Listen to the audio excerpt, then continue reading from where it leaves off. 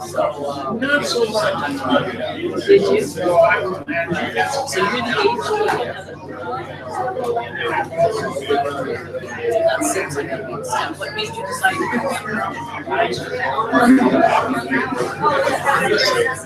Testing 1, 2, 3 testing.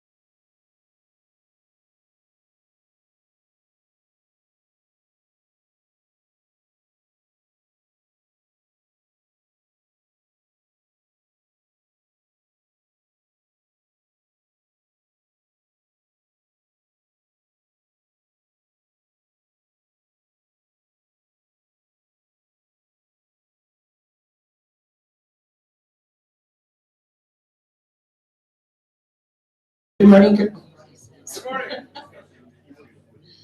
Hi, how is everybody? Those of you who haven't met me before, I'm Diane Noriega, the District Vocational Chair. And I want to thank you, first of all, for all being here. Hi, how is everybody? Go ahead and start. It's a little bit early. But, you know, my friends out here, Jeff and Stephanie, they were checking everybody in. Said, it looks like everyone's here. So we might as well get started.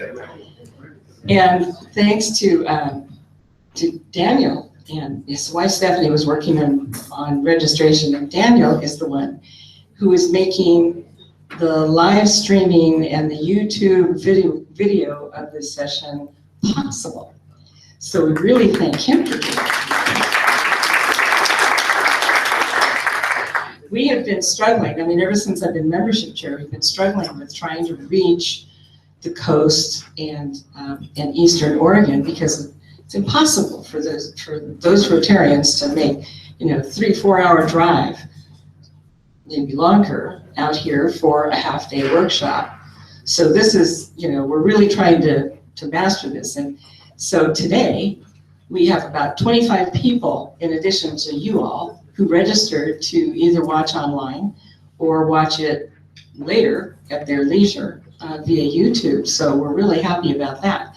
And we're extra happy because I got here this morning about 7:15. Tom Markos, of course, was already here, discussing the issue of the internet being down. Not today, please, not today. Anyway, we're back up and running. Thank goodness for that. So the first thing I'd like to do is call our district governor, esteemed Governor Tom Markos, to the podium to welcome all of you.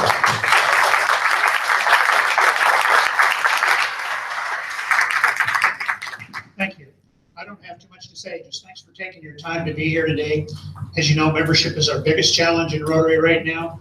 So the ideas that you'll hear today are a little bit different. We're approaching it from a way of being able to help your clubs make your club culture more attractive for people.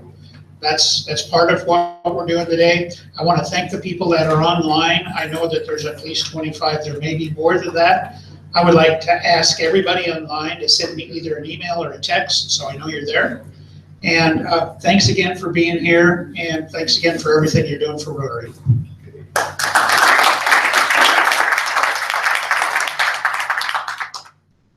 Favorite past district governors here this morning, who is going to do a little advertising for International Convention in Atlanta. Norm Murray. Thank you, Diane. Good morning, everybody. Morning. Have you ever wondered, can Rotary do it? Can we make a difference in the world? Go to a convention, walk into the big hall, and look around at the 12 to 20,000 Rotarians sitting there, all wanting to make a difference in the world. Or walk through the big hall where Rotarians are sharing ideas and meeting each other, and you say, hey, we can do this. So conventions are, if you ever want to be rejuvenated, to feel good about Rotary, go to a convention. This year, this coming year, it's in Atlanta. About as well to get, we've been in LA, that's close, but this is a good chance to go. So if you haven't registered, do so. And I've got some pins. Those who are registered and will be going, raise your hands and I'll give you a button if you don't already have one. Okay, and I hope to see you all there.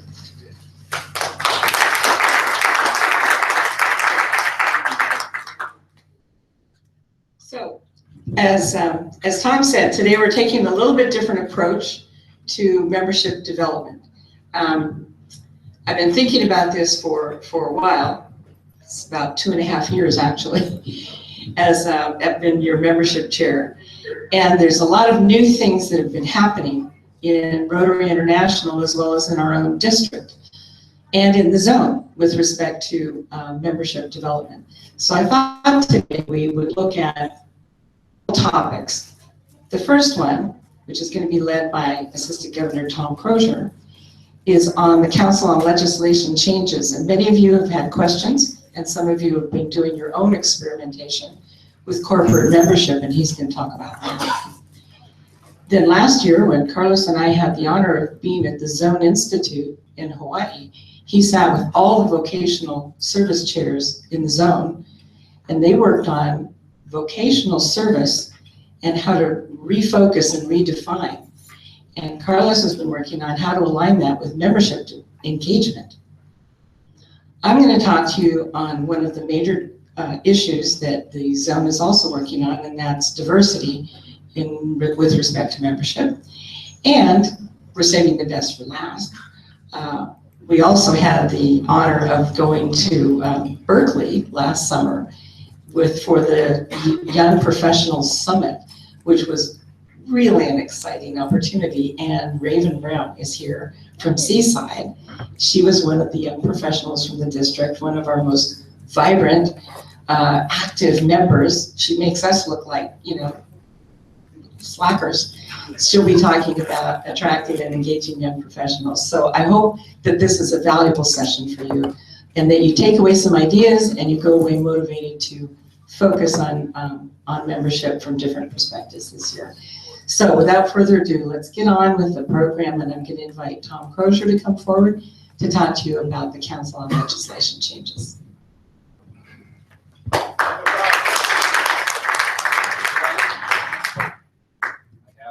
Handouts that I'm going to speak to, and since we have a lot of people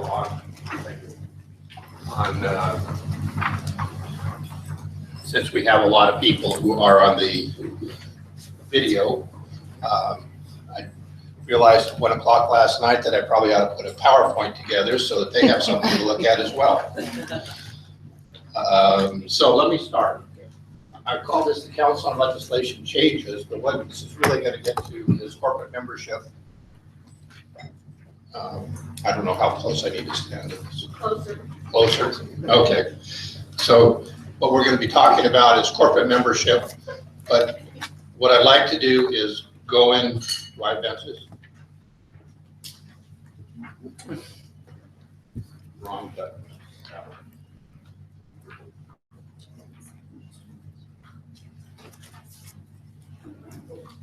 Sorry about that.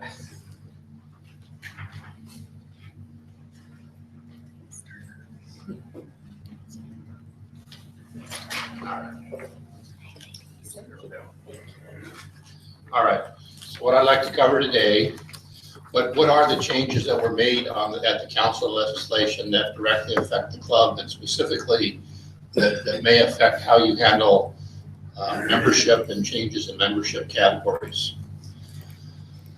For the new membership types, what is required by RI and by the district? So currently there are only 2 membership types recognized by RI. One is an active member, the other one is an honorary member. And what they've done through the Council on Legislation has created an opportunity to create more and different types of membership types. I've canvassed clubs in the district who are actually already have corporate memberships, and kind of stole their ideas and develop a list of guidelines for you to consider should your club choose to develop a corporate membership or some other type of membership. What are some of the things that you should consider in developing guidelines for your club? We do have some clubs here today who do have corporate membership programs already in their clubs, and I will ask them to give us a couple of their thoughts. And one of them is Salem with Renee, and I don't know if Heather is here from Clackamas. Heather, are you here? We may not hear from Heather. I'll speak for Clackamas. And then I'd like to leave the last few minutes to answer any questions and see if we can do that. I am not an expert on corporate membership or any of this, but I was asked by Tom to do a little research, so that's what I'm speaking to. So first of all, the Council on Legislation is, I'm sure all of you know, but in case you don't, meets every 3 years, and they basically review what's going on in Rotary and what can be done to make it better. It's a 1-week meeting. We have a representative from every district in Rotary there, along with the district leadership. And they get ideas from the clubs, they get ideas from the board of directors, and they coalesce these all into a voting process, and they pass things to change the way Rotary does business. That then comes out as the manual of procedure, which was published a few months ago. And those are the new guidelines for Rotary for the next 3 years. So under the area of membership, one of the significant changes that they've done is create the opportunity for clubs to offer different types of memberships other than active or honorary. And the ones they've listed are associate, corporate, family, or whatever other type of membership you want to have. Very vague, but what I'm going to focus on today is corporate, but you could use the same principle for a family membership if you wanted. So another change beyond the type of membership is attendance. And the statement was that clubs may relax or tighten their attendance guidelines. Many clubs have in their bylaws, and I know my club says you need to attend 60% of the meetings in order to be a member in good standing. We kind of ignore that a lot sometimes because people have things going on. But Rotary is now officially recognizing that you can, as a club, decide how you want to manage your attendance requirements. Secondly, it's up to the club how you want to manage termination or non-attendance. So if your bylaw says that you have to attend 60% of the meetings and you don't, and you have a member who's not attending 60%, then the club could decide to terminate that member. Now you have the flexibility as a club, though, to say, we're not going to follow that, or we're going to loosen that, or you can actually tighten it if you'd like to. The one caveat to that is that clubs are still expected each month to turn in their attendance to the district governor. So if you've got people who aren't attending, and the club says that's okay, it's just going to show up in the report to the district governor. And you may not choose to do anything as a club. The other guideline there was if a club chooses to keep the status quo and continue doing their attendance program the way they've run it in the past, that's fine too. Club finance is the third area of change. Traditionally in Rotary, we have an admission fee that we charge new members. Their new guideline is you don't have to do that if the club chooses not to waive that or to do away with that admission fee. You may also continue to do that as you've done it in the past. There's no requirement to make a change, but you have the flexibility to do that. Clubs have the flexibility to add other fees as well, should they choose to do that. The whole purpose of these changes by the council legislation is to try to increase the flexibility of the clubs. And what they're trying to do is build membership. Rotary is declining, and so they're trying to give clubs more flexibility to allow them to find more creative ways to bring in new members. So these are the three primaries. So new category, attendance, and finances. And then there was one other one that was attached to the sheet, so I threw it in. RI semi-annual dues are going to be increasing $4 a year over each of the next 3 years.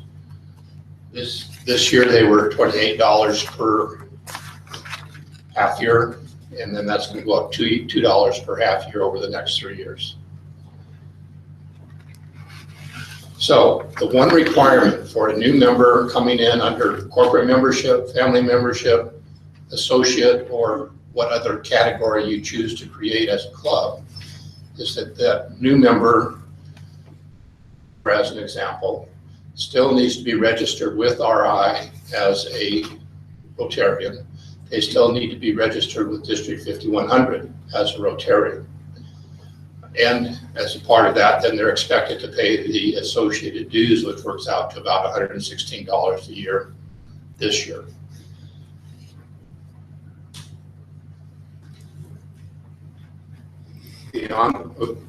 Beyond that though, beyond that requirement to be registered as a Rotarian both at the international level and at the district level, there really are no other requirements associated with corporate membership.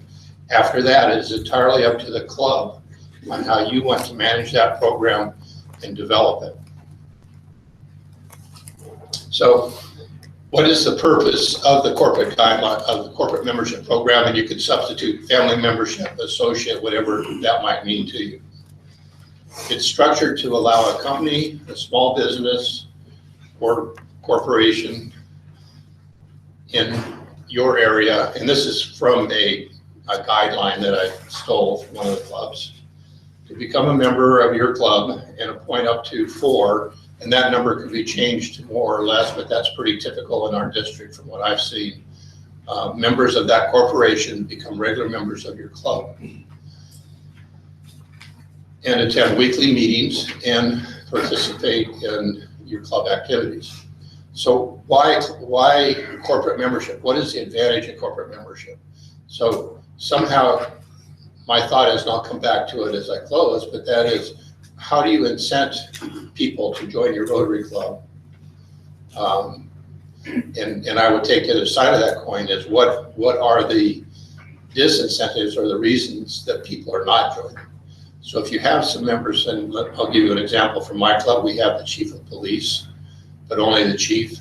So could we bring in some of his officers and make them corporate members? It waives some of the attendance, but we'd like to see them there at some point, and we would certainly like to have them participate in our activities. Another example is both superintendents in Camas and Washougal are members of our club, but none of the other administrators in those school districts. So again, that's an opportunity to reach out. So how do we incent them and entice them to join our club?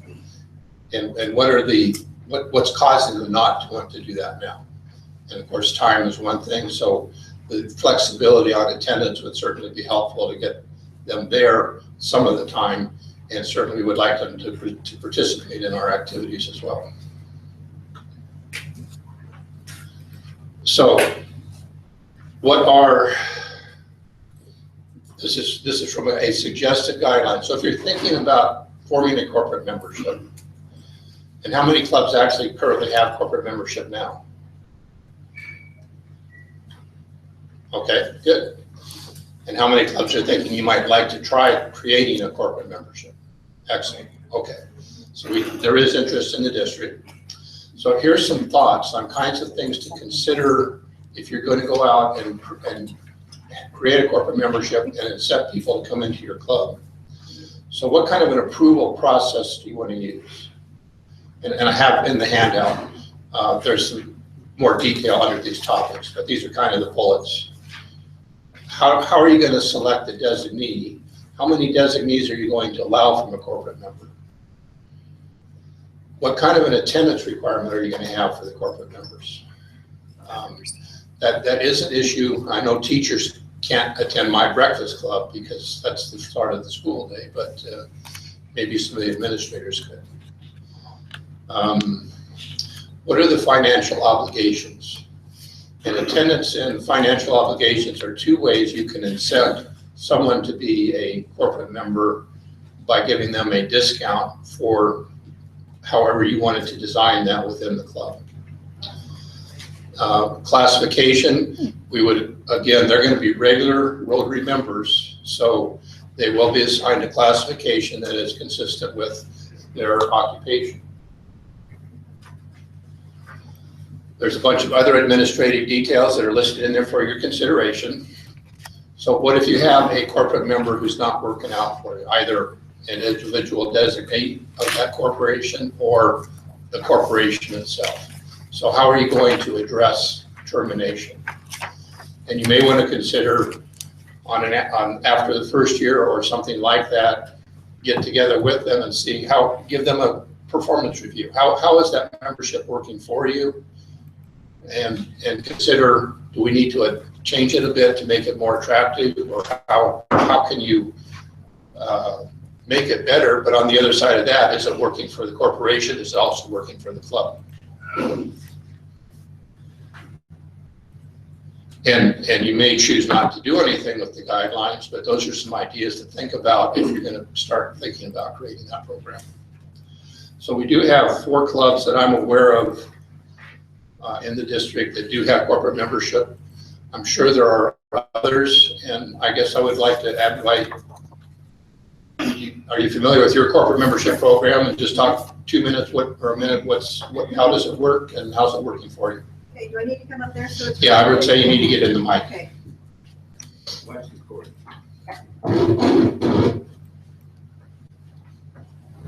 Hi, I'm Renee Campbell. I'm from the Salem Club, and our club has had corporate memberships for as long as I've been in the club, which is almost 16 years. And the way that it works in our club is that we have a corporate principal and a participating member. So as Tom explained, we have the school superintendent, there is the presidents of a couple of universities and the community college, the newspaper, several different types of businesses like that, and some of the nonprofits too, the larger nonprofits. Because we do want them involved in our club, we want them to know what we're doing, we want to know what they're doing. That corporate principal doesn't have an attendance requirement. They are welcome anytime that they can come. We have some that are there every week, we have some that we've really never seen. But the participating member is the one that comes to the meetings, participates in the service projects, fundraisers and things like that. And we have a lower dues, but we charge for both. Our club's dues are $365, but the corporate member pays $300, the participating member pays $300, usually comes from the corporation. So it just is a little bit of an incentive to a little bit lower cost for having that other person participate. Let me see what else you want to know about that. How many different corporate members do you have? We probably have 7 or 8. And the school superintendent then has the principals of 2 high schools that come. The Union Gospel Mission has like 3 people that come, and they just, it keeps them informed about what's happening in the club. And then it also, when it comes to looking for sponsorships and things like that, that corporate member is tied to the club. So it's a lot easier then to ask for that corporate donation or sponsorship or something. Question? Okay. Is there any requirement as to how many people can be each corporate group can have as participating members? In our club, we haven't. Oh, the question was: do we have a limit of how many people can participate from a particular corporation? We don't have that limit. We haven't come to the point where that has been a question, but we did have at one point 3 participating members of one nonprofit plus the corporate principal. And so in that case, there's $300 for the principal and $300 for each of those that participate. They each have a Rotary number, they are full members, and anything else? Any other questions? Yes. So as far as membership is concerned, is the corporation counted as one member, or are each of the 2 people counted individually as a member of the club? We count each person. So the corporate member is perhaps the president of the university or the executive director of the food share. And then each participating member is also counted as a member. But the corporate principal, they don't have an attendance requirement, so it does not bring down our percentage on our attendance. Was that 2 members or 3? That's 3 members. Thank you, Renee. One other question I had, do you, I've forgotten the question. I'll ask you. Carlos. That means all 3 of them are being assigned an RI number then. That is correct. So Carlos' point is all of those members were paying $300. Does that include then their Rotary dues out of that $300? So that's covering Rotary International and District 5100. And club. And club dues, okay. And then do they pay meals over and above that $300? Okay. Another question? Yes. I was just wondering, you said that you've got the corporate and then you've got like up to 3 participating. Now, do they actually participate? It's not like you've just got some person coming, which of course would all say hi and welcome them, but that maybe we aren't getting that fellowship from that person because they're not coming each time, or. Okay. So I'm gonna repeat the question if I can. I'm gonna try to repeat. No, you do That better. was a long question. So are they actively participating, or are they a member but not really participating? What's the level of participation that you're seeing from these corporate members? From the participating member, they are an active participating member. They come to the meetings, we expect them. So from the participating members, they are active as basically as regular members, but the one caveat is their attendance is not as frequent as a regular member might be. Is that fair? I'm not sure I explained that correctly. The corporate principal is not expected to attend. That Okay. participating member is expected to attend and participate. Okay, Thank you. Come back. I saw another hand out there, so. Let's take out the middleman. Okay. Question, Steve? Renee, my question is voting, do all of them have votes? Yes, they do. They are all members. They are all. Question, please. Oh, the question was, do they all have a vote? Yes, they do. Yes, they do. Another question? I was Chris? actually just going to comment. I'm from the Portland Rotary Club. Some of our most active members over the years have been the participating members under the corporation. In other words, when a corporation becomes a member, the principal often designates who the participating members are going to be. And basically, he's using that as a leadership training course for some junior person in the organization. And they're there and they're active. Now, you've got to put an arm around them to bring them in, but they're there for a reason. And if you bring them in, they're going to be active participating members. So can I invite you to come up and use the microphone and repeat what you just said for our electronic guests?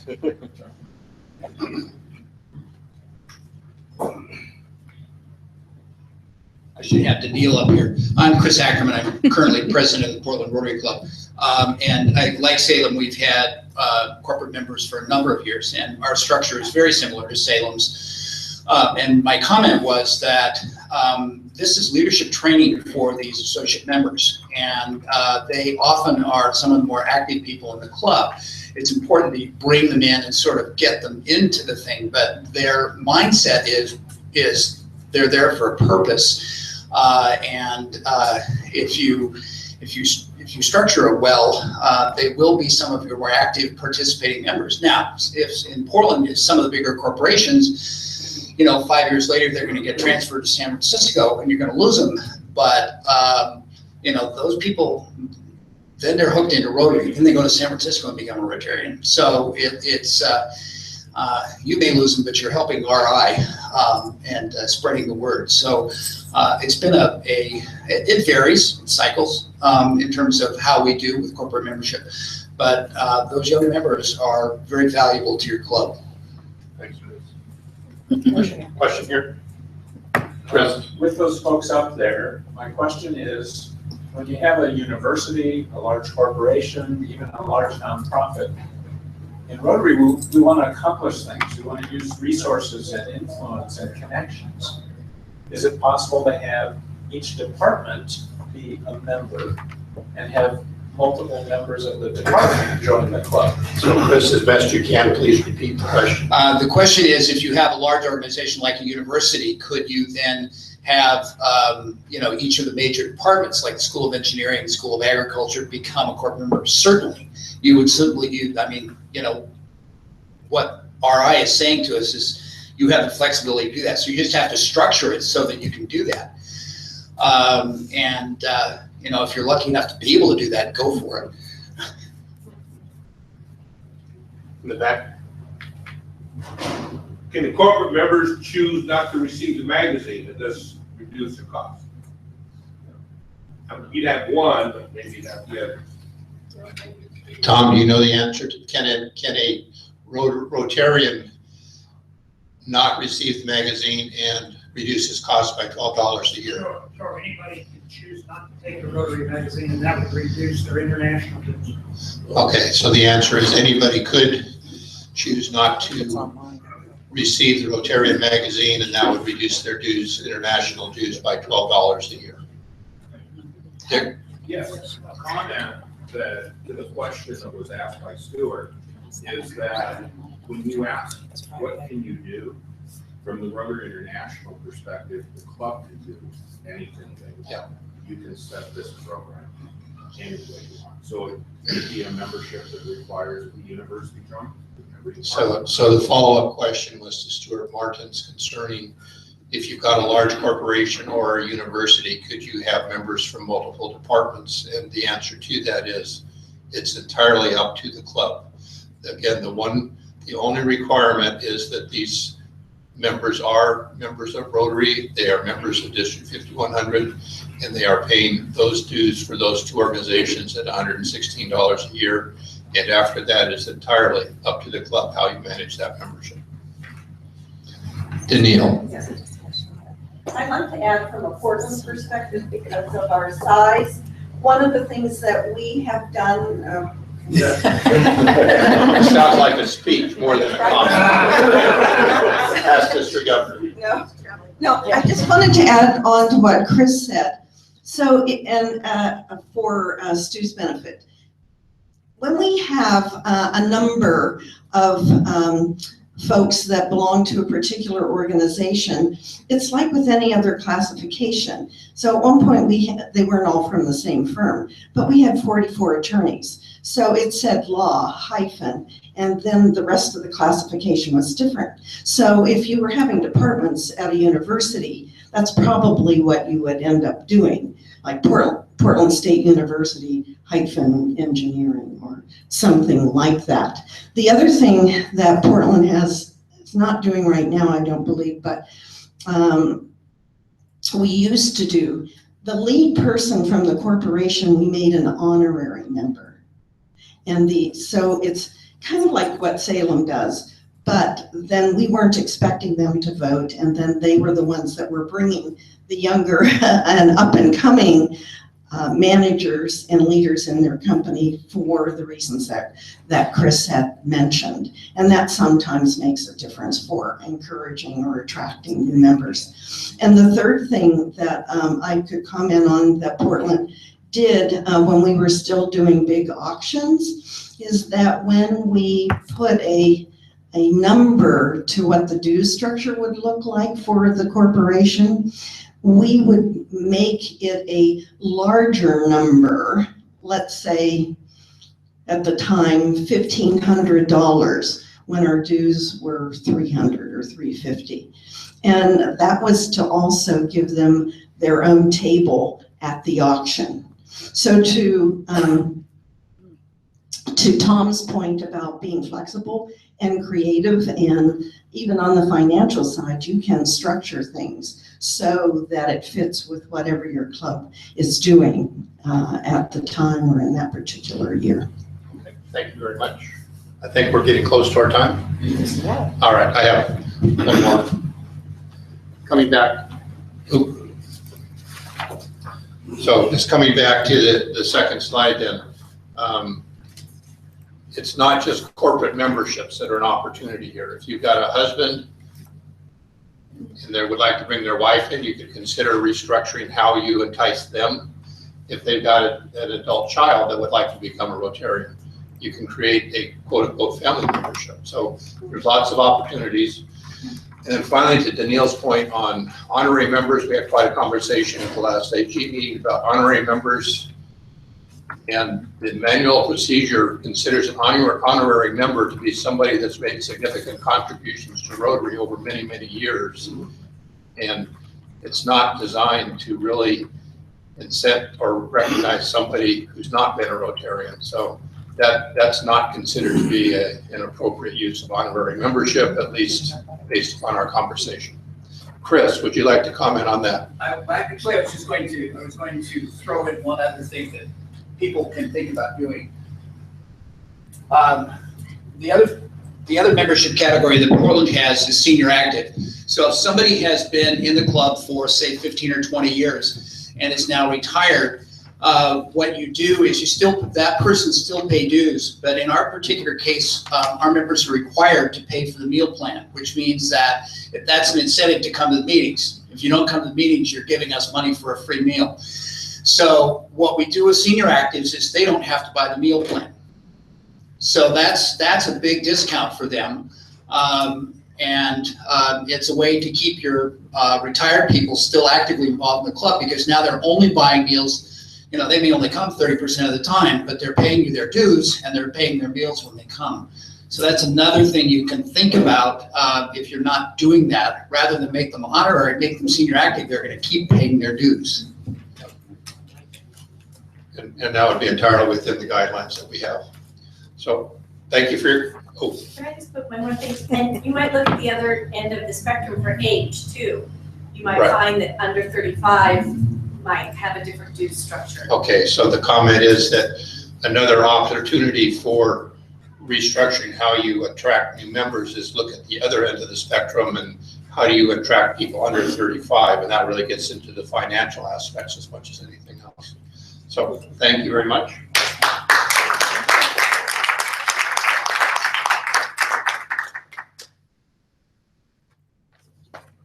What's so interesting about this is that we all of a sudden we have all of these alternatives and all this flexibility. And if there's any message behind all of it, it's do what's best for your club and your community. What will help your club be stronger? What will make your club more active and engaged? So think in those terms. So next up on our agenda, one of my favorite Rotarians, Carlos Noriega,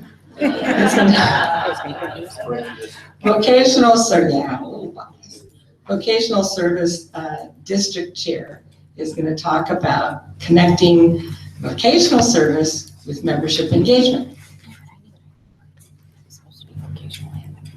You said that.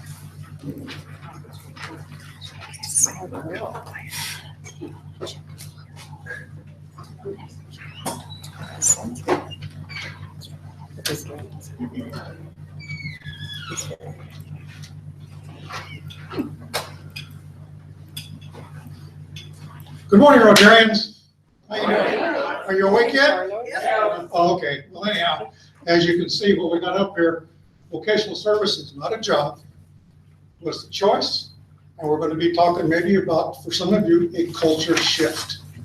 And what we're talking about is, what is vocational service? What do we do? What is it we're talking about? Well, vocational service really is talking about you folks. You folks, believe it or not, are a gold nugget. You're that diamond in the rough. Well, what are we going to do? We're going to see what we can do at the club level, committee level, zone level, district level, to polish you up and make you a shiny nugget or a nice diamond. Because within Rotary, we're not going anywhere unless we utilize you folks to help us grow, to make our committees become working well, going out there and raising funds. So it really falls within all of us to be that nugget or that diamond. Oh, remote. Okay, that's nice. Right or left, does it make a difference? Or just top? No, it should be right.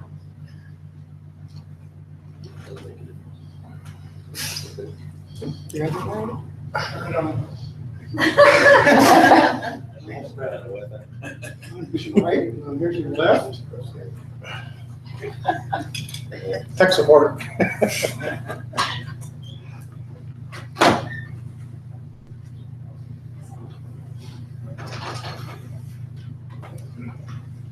That was a good idea. Carol Keys work too. Just wire. Just the Bluetooth there, and you get a USB on the computer. So just hit right, right or up. Yeah, that works. Okay. So getting to know your fellow Rotarians is very, very important. And what resides within all of us is a bunch of information, talent, networks, skill. And if we don't find out what that is, the club may be missing an opportunity to engage you folks in helping the club. So, do you know the strength and depth of your members? So what I want you to do, I put some 3x5 cards out on the tables. I want you to take them. And I want you to turn to someone to your right or to your left and find out something unique about them. Or the accountants, or the printers, or the photographers, whatever it happens to be. And what I want you to do is ask them, because of the special skill or talent or network they have they used it to help or enhance the club? Or has the club even asked them what they can do to improve the club? So what you've got here is, about themselves, a skill, passion, a hobby. Give an example how this has helped the club or how it could help the club. And you do the same and share it. So take about 5 minutes to do this. I think it'll be interesting when you find out that maybe there is a talent or a skill or a network that could be very useful to your club. Go ahead.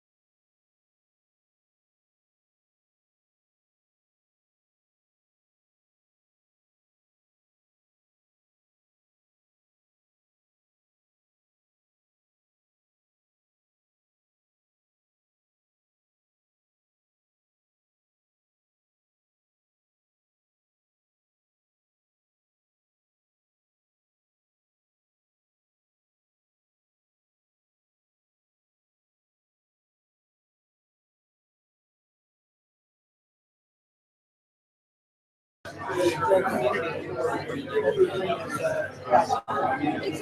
folks, let's wrap it up. We did say.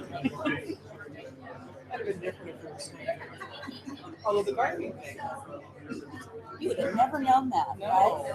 No. 5 minutes.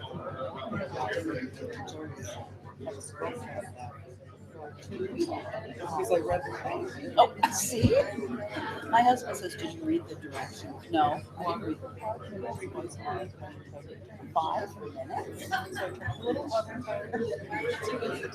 watched it for 5 minutes. And I take it out and I drop the water. It loves it. I should probably feed it at some point. See, I would not have done that. I would have done that's all I would have done. So see, I don't read directions. I follow directions, but I don't read directions. Okay, folks, you are my champions. You just climbed those stairs. You're learning about vocational service. I want you to go out and be the ambassadors that you're going to learn to be.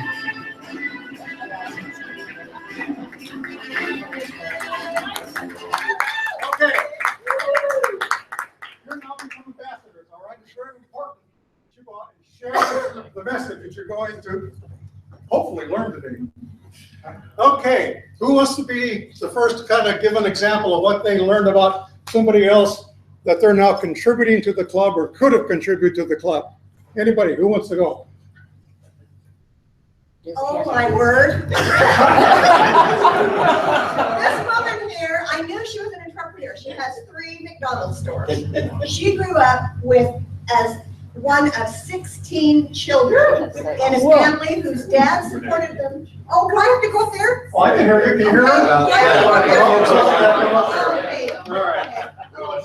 Renee, please. Okay. Pump me up. Okay. Joe Crenshaw. She's an entrepreneur. She and her husband have 3 McDonald's stores. She has energy that I just can hardly even explain. She grew in her family. Her dad supported 16 kids working on the railroad, and her mom tried to manage that family. So she learned to. She was number 13, so youngest kid. They still say she was the bossiest. And so she learned to negotiate. She learned to take responsibility. And everybody had to do what they had to do to make the family run so there wouldn't be in chaos. She's brought that into her adult life. She is a manager. Give her a task, she's going to take it on. She's going to make sure that it gets done. And she loves international service and international travel. There's just a lot that this lady can add to her club and the district. Joe Crenshaw.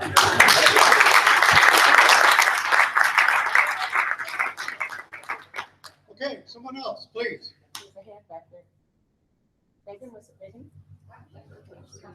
Oh, okay, Andrew. Okay, here we go. I didn't bring my notes down earlier. Uh-oh. Well, I was sitting next to Richard Martins, and he's a banker, and so, you know, you might have a stereotype about that, but he is a mature banker. He's been through several different careers, including a sunset twilight career, and that was the most rewarding, and that was where he helped advise borrowers who were in trouble get their lives back on track with their finances. But when he was in the banking industry, he also helped troubled businesses. So in my business, we call him a fixer, a helper, a doer, but he has insight in that we need to reach out to the people who are working with volunteers because they're leaders. If you're getting people to do stuff for free, then you're a natural leader and they need to be running things.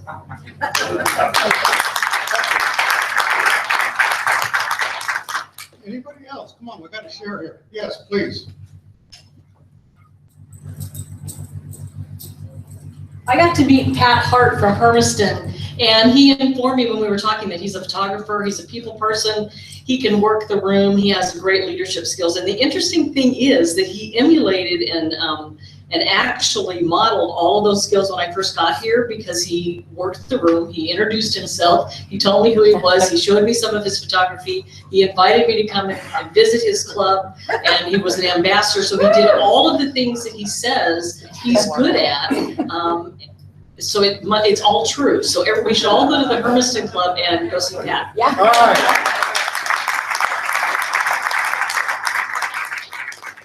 Okay, I know we have some attorneys in here.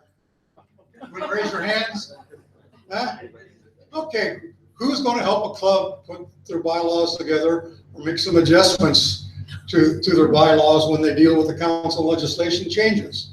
Well, there is a skill that you can use that I hope that you're going to volunteer to help. Do we have any doctors or dentists in here? Okay, we got one back there. I'm sure that if there's somebody in the community that needs some kind of health care or assistance, you might have a network that you could maybe perhaps help share with the club to go out and help that individual. That's what we're talking about with vocational services. All of us have something that we can contribute. Now, the biggest thing that all of us are contributing, and you're a very good example of that today, is your time. Are you getting something back for the time that you give? That's very, very important. If you're not happy with the donation that you're giving, if you're not happy with the time that you're giving, if you're not happy with being engaged with the club, what happens? You go out, so you might bring somebody in. If you don't engage them in a year, 18 months, 2 years, they're going to go out the back door and you're going to go, why didn't that person stay? So it's very important that we get into understanding the talent that we have. That being a photographer, that's wonderful.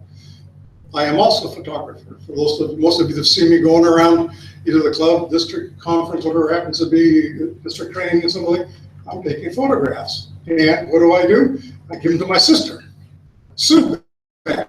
Sue. She's a Facebook person for the club, so she has another talent that she's sharing. She takes the photographs once and then she gets mad at me because I don't give her all the names of the people in the photograph. Then she has to go dig, and then she calls me up and says, why'd you do that to me for? So anyhow, all of us have some unique talent or skill. Are you being asked to provide that?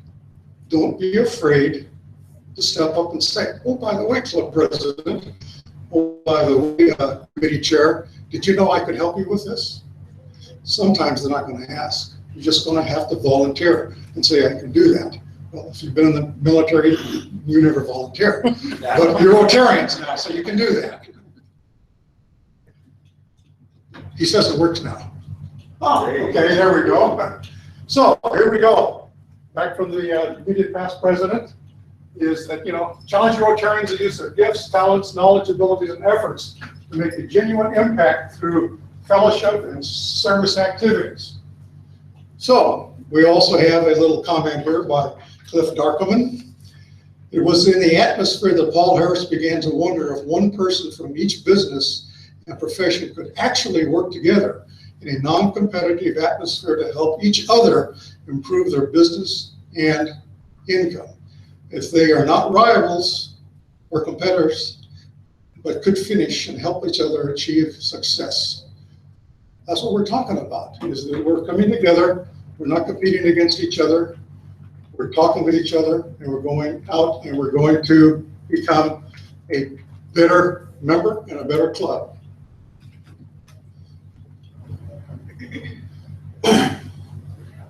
All of you have probably heard this, why the name Rotary? Well, basically because back in 1905 they got together and Paul Harris brought them together and they started talking.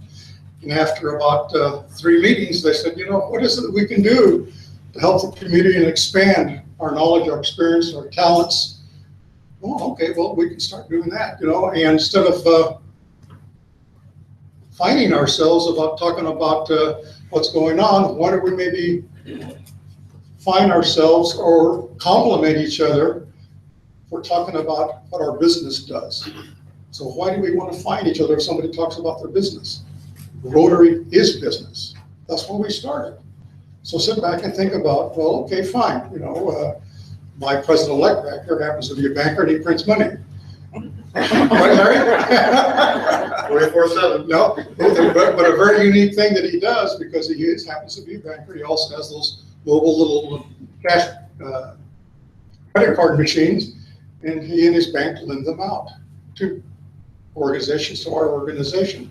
So that's another skill, talent, or unique opportunity for someone to use. As a matter of fact, he's got several of those being passed out tonight at other nonprofits, right, Larry? Yep. So that's interesting. So business ethics and customer service. So what we're talking about here is what is it that we can do to attract or thank a business person? What are we doing to thank fellow Rotarians for what they do? Just an acknowledgement goes a long way. So again, is my involvement and engagement with the club being recognized and being appreciated? So consequently, we come up with the ethics and customer service. So where does that now come into? The 4-way test. That's basically what it's about. It's how we want to be treated. Now we should treat others and respect others. So the first service project, most of you probably have heard the story many times by now, but anyhow, basically, Paul Harris and his group got downtown Chicago and noticed that some of the businesses weren't doing as good as they could, and they couldn't figure out why. Well, there were no bathrooms. So the first project was they put in some public bathrooms downtown. Well, you all know what happens. You start running around like this, you know, and so people were going home because they didn't have the opportunity to do that. So all of a sudden they did that. And what was the outcome? People stayed, and they now are sharing their appreciation of dollars because they're now spending money locally at that level. So it's very, very important that we understand that. But the business and ethics is also very, very important. And we won't talk about that here, but there is a business and ethics program going on with the Portland Club. So that's another discussion where they're recognizing people who deal with the 4-way test of ethics in business.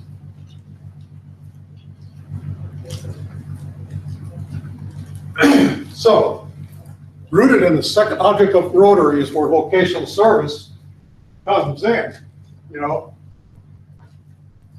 Encourage and foster high ethical standards in business and professions, the recognition of the worthiness of all useful occupations, the defining of each Rotarian's occupation and opportunity to serve society. Again, this is the theme that we're going to be going around and around with, is again, that gold nugget, that diamond is us. We need to learn how to appreciate it, polish it, and say thank you for those of you that are engaged in helping all of us become better Rotarians, better clubs, and so forth. Any comments or questions about the second object of Rotary? Yes, young lady. One of the things that Siegel and Gale, should I do this? I'm just going to give you the mic. You can sit down over there. No, you should have a traveling mic, except I'm getting my exercise. One of the things that the Siegel and Gale report revealed, and one of the reasons that we have this renewed emphasis on vocational service, is that there are a lot of service organizations, and there's a lot of vocational or networking organizations. They discovered in talking to us and in talking to other people who knew us that this is the one organization where commerce and cause intersect. We are unique. That is a unique value proposition that we have, where we do bring together what we do as professions to do service. So that's what he's talking about. I am? That's what you're talking about. Keep it moving. The director says keep it moving here. Sorry. No. Okay, so as Diane said, last November, she and I were fortunate to go to the Zone membership, Zone Institute in Hawaii. We had to go. Anyhow, we got in a room that had about 25 or 26 membership, vocational service membership people. And we got there and they asked us to define what vocational service was or is. Well, this room was probably about the same size we were in, and we had post-it folders with the definition that we all had created in the room. And of course, none of us agreed. But what was very, very interesting in looking at all of those post-it pieces of paper were a bunch of words that were being used over and over again, and they were kind of a common theme. So after lunch, we said, you know, none of us are ever going to come up with that, but how can we potentially craft something utilizing all of those words? And this is what came out of it. Recognizing the occupations of all Rotarians and the application of their talents in the spirit of service for the betterment of communities. So now we're looking at what we're calling a culture shift. Something old, something new. We're kind of returning back and emphasizing Rotary is business. And if you've got a good business, and you've got good customers. If you've got good customers, then you have people that are going out and talking about good things that we do as Rotarians. So that's very, very important. So we'll now kind of break this down. Ooh. I can't even read it from here. And I got it online, but anyhow, basically what I've done is I've gone through here, and you can have access to this later on, is I've gone through each and every one of those words and put a sentence or two that describes what it is that word means to us as Rotarians and clubs in the district. So it just kind of expands further how that was defined and how it applies to us. You can provide that. Yeah, I could, okay. So we can provide that online or whatever happens to be. I didn't bring any with me today. I didn't want to kill any more trees. She already did. So, again, your occupations and so forth. Example, no more fines for talking about your business. How many of your clubs are doing that still? Okay, got a few here. So rather than fining somebody for talking about their business, let's just look at the reverse. What is it we can do? For example, the other day, when we first came to Gresham from California, we had nobody. So we joined the Gresham Rotary Club. All of a sudden, we found an accountant. We found a dentist. We found a veterinarian. So Rotary does offer that, and if we're using the 4-way test and our ethical practices, that worked for us. So we're happy with the Rotarians that we're doing business with, and they've given us good business. Dealing with service above self. Are you, as committee chairs, as presidents, as club members, actually walking up to somebody and saying, thank you for your contribution. Thank you for finding that hall that we can have our meeting in or our event in. Again, a thank you, a handshake, an acknowledgement to your fellow Rotarians goes a long way. And we're going to be talking about that in the end, what we're talking about, okay? Anybody here been a chair for a fundraiser? Okay. Robin? Yeah. Okay, Robin, what did you do? Come on up. Oh, no. What hasn't she done? Gosh, for our Rotary Club. What did you do? Our New Year's Eve party. New Year's Eve party, put it together? Yep. Okay. And why did you volunteer? Because it was going to be a lot of fun working with all the other Be a members. lot of fun working with a lot of the Rotarians. And that's one of our basic themes, is to have fun, right? Okay. Anybody else committee chair? Sue. I always pick on Sue, my sister. No? Go ahead. Joe. Oh, there you go. Go ahead, Joe. I was the chair of our major fundraiser for the year for 5 years in a row. 5 years in a row, chair of the major fundraiser for her club. And what did you do besides raise money? Got out and talked to people and asked them to sponsor tables and Talk to people, sponsor tables, come to the affair come to the affair. and to let us know what they were doing. We made a giant sign to say thank you as they came in. A big sign appreciating and thanking the people that did that. Are people afraid to talk to you now when they see you coming? Oh, here comes Joe. No, I designated other. You designate other people. So that's another good talent, isn't it? The ability to look at people's skill and talent and delegate. That's very important. As a committee chair, you don't have to take on the full responsibility. You do have the responsibility to see that it happens and to encourage people to do it. But in the same token as being the chair, what else do you become to these individuals that might be shy? Become a mentor. You help them. And what does that do? That helps them build up their own appreciation of what they can do. And that thank you to them goes a long ways. Any other examples of skills and talents that you might have for a fundraiser? I have. Honey? Come on up, honey. We just had our major fundraising event for the year, our annual steak fry. We have about 350 people. We have, we've not been doing well at membership in Gresham, but we've just inducted since late last spring, 3 new members. And, you know, I'm constantly thinking, okay, we have to engage new members. So I was so thrilled because we personally said, you know, we really need you to help out. And at the steak fry, one of our members, who was not due to be inducted until the following week, made time between the end of his workday as superintendent of a school district and a board meeting that night to come and cook steaks on the grill for 2 hours. Our brand new member was selling tickets, and he was like, he was all over that room that night. And our third new member was also doing ticket sales for beverages and dessert and what have you. So I could not thank those they all have to be met. I couldn't thank those gentlemen enough, you know, as new members to the club, to be immediately engaged in one of our major activities. And so I'm very happy and hopeful that these are going to be members that'll stay with us for a long time.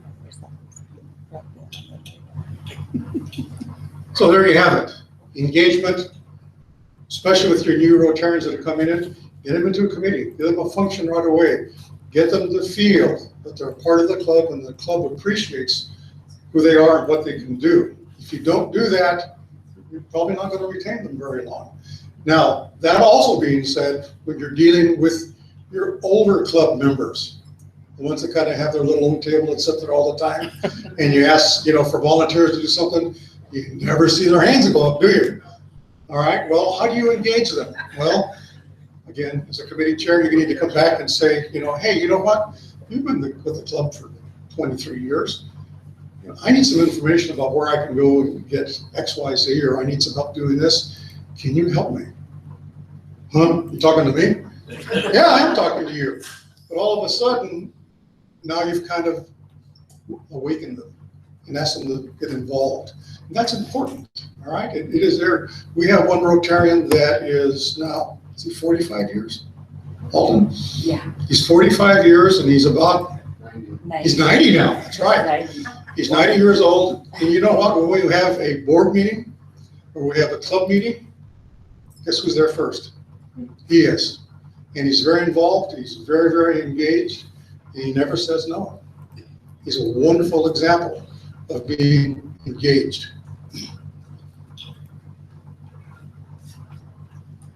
Okay. Membership is the heart of Rotary, right? And I think this is falsity. Vocational service is the spirit that runs through the heart of membership. I think that's very, very important. We are this process, the function that makes that heart beat. If we aren't engaged, if we aren't doing what we can do as Rotarians, what's the club going to do? It's going to shrink. It's not going to be involved. And we're going to be losing members and also the potential to raise additional funds to help us meet our community obligations or our global obligations for fundraising. So it's very, very important that we appreciate what we do here. So we have to interact with each other, and without Rotarians, Rotary wouldn't exist, and we wouldn't exist without Rotary. So that's very, very, very important. Any questions on that? You all agree that we are that blue blood that runs through the heart? That's us.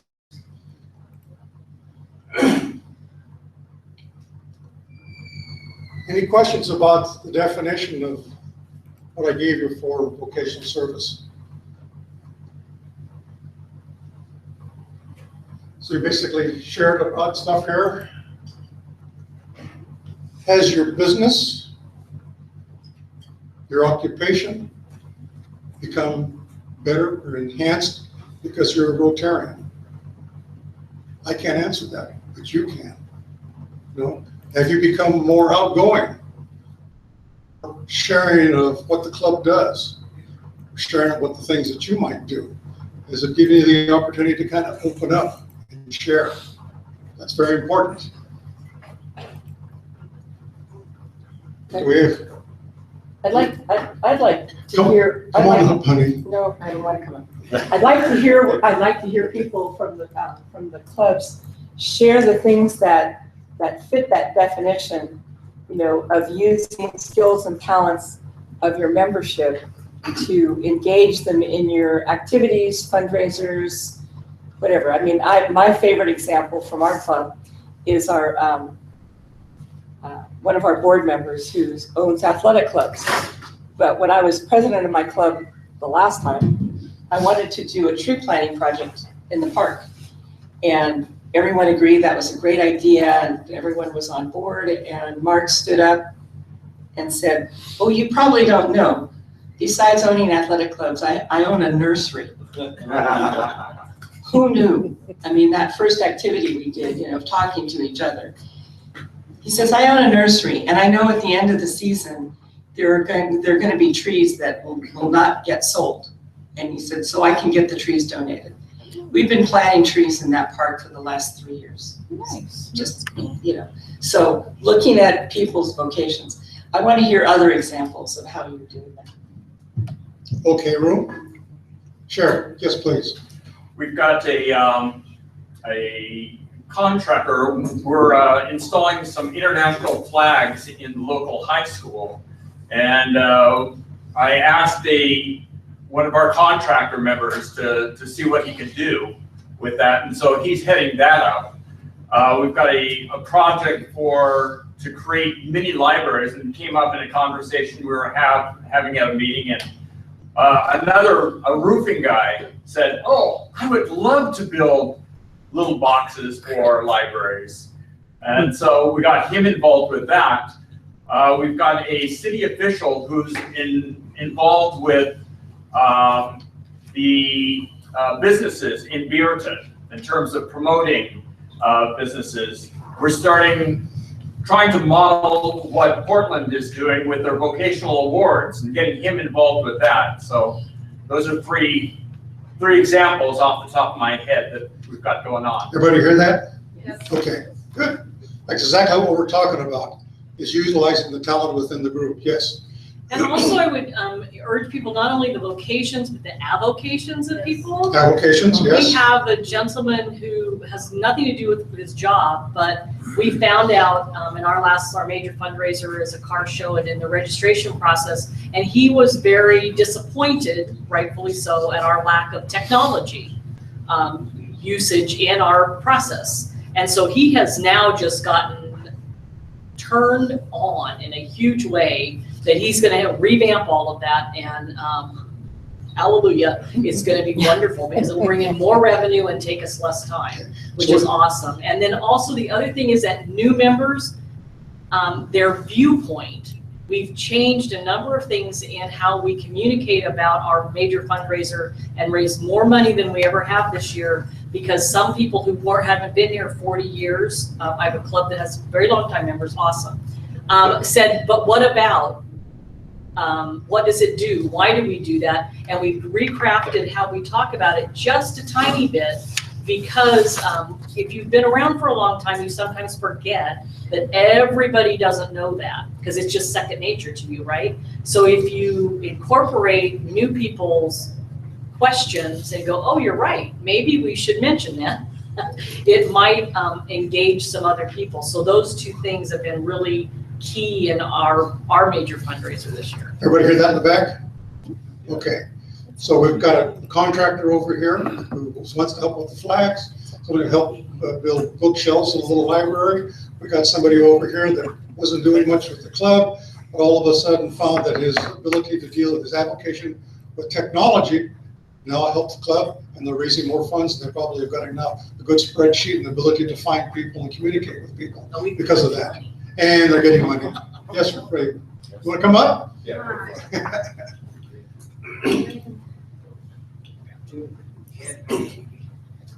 So I am the International Service Co-Chair for the Seaside Club with Stuart. Yay. And yay! So how I got involved is my job has nothing to do with my degree. My degree is in biology. That's what my training is. That's where my heart is science. But I am currently the volunteer coordinator for Providence Seaside. I run their charitable programs. It has nothing to do with science, right? But Stuart here heard from another member that I have a degree in biology. And so when he needed a sanitation person for his international service committee, he was like, "Hi, I hear you like science." And so here I am a couple years later and chairing the committee with Stuart and going on these international service trips, and it's amazing. And so I just would encourage you to not only pay attention to their vocations, but also what their training is or what their past talents are, so that you can really engage them at a personal level. It's not just what people do for a living that they really enjoy doing, so. And she's too modest to say, but not only does she take her vacation time, saves money for the trip, but then when she gets there, she's totally engaged, talking to people, figuring out their personal habits, their culture, and how to move them into a recycling scenario. The example I want to give is when we do our major fundraiser, our dinner auction every year, everybody in the club is involved. They're all expected to be involved. So who does well with graphics arts? Who can assemble the catalog? Who can organize the table sales? We ask repeatedly, everybody in the club, what are your talents, what are your skills, what you can contribute, and bring those into play. It really helps. Thank you. Anybody else want to share? Well, I hope this has been helpful to you to kind of get people involved. So, you've heard of ROI, return on investment? Well, we're talking about ROE, return on engagement. But I want you to leave with that in your mind. It's very, very important, whether you're a club president, a chair, or a member, or a district governor, is we want to have everyone happy and understand return on engagement. It's very, very important that we do that. So, who are our customers? Have you ever thought about that? Members. Membership is Rotary's customers. So we talk about business and ethics, we talk about the four-way test. But are we looking at our members as a satisfied customer? You know, they've come in, they've given their time, they've given funds. When they walk out of the door, are they a satisfied customer? Did they get what they paid for? That's very important for you to remember. Are we thanking them? Are they walking out that door to their business, their home, for the next meeting, pleased and satisfied with what they saw and what they're going to learn and what they're going to experience? So, who is our competition? Is it family, work, church? 7 a.m. club. Huh? 7 a.m. club. 7 a.m. club? Okay, yeah, okay. The competition really is just ourselves. How are we thanking people? Okay? You've got people who will turn around and say, well, I got family issues that I have to do. You know, well, I've got work. Well, I've got church. Well, I have to help the community. If you go back up to the other one, under customer service, if you're attracting somebody, they're happy, they like where they're going, what they've been doing, they'll say nice words about the club. And that is your best word, probably one of your best ways for recruiting membership, is you. And how you're satisfied, and how you're sharing what your club does.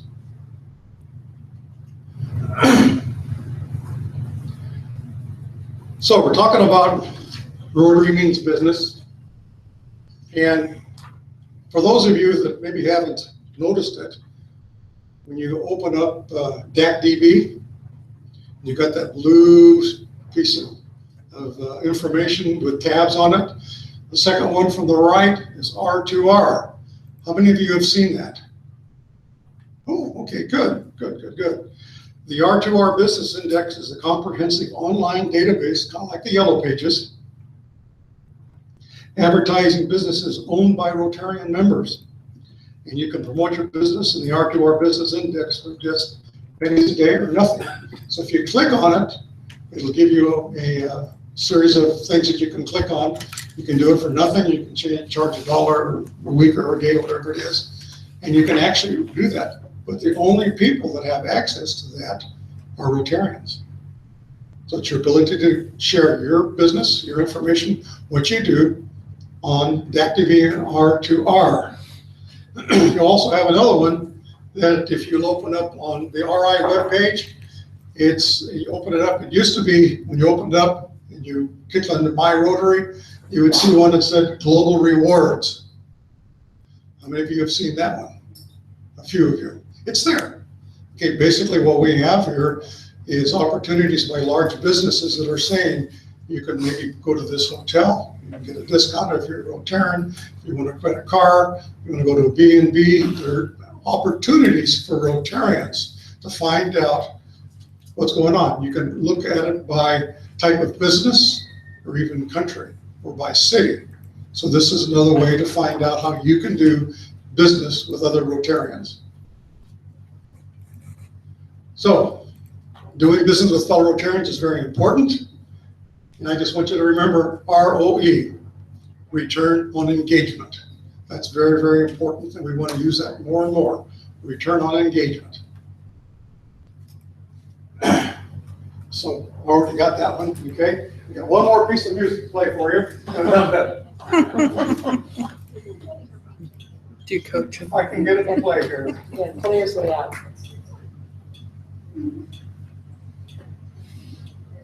Of course, technology doesn't want to respond. There we go.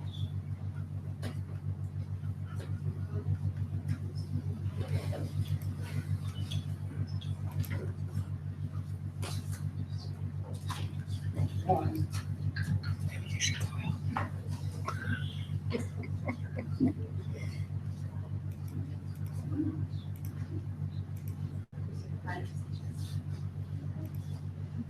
We just see it. You don't want that.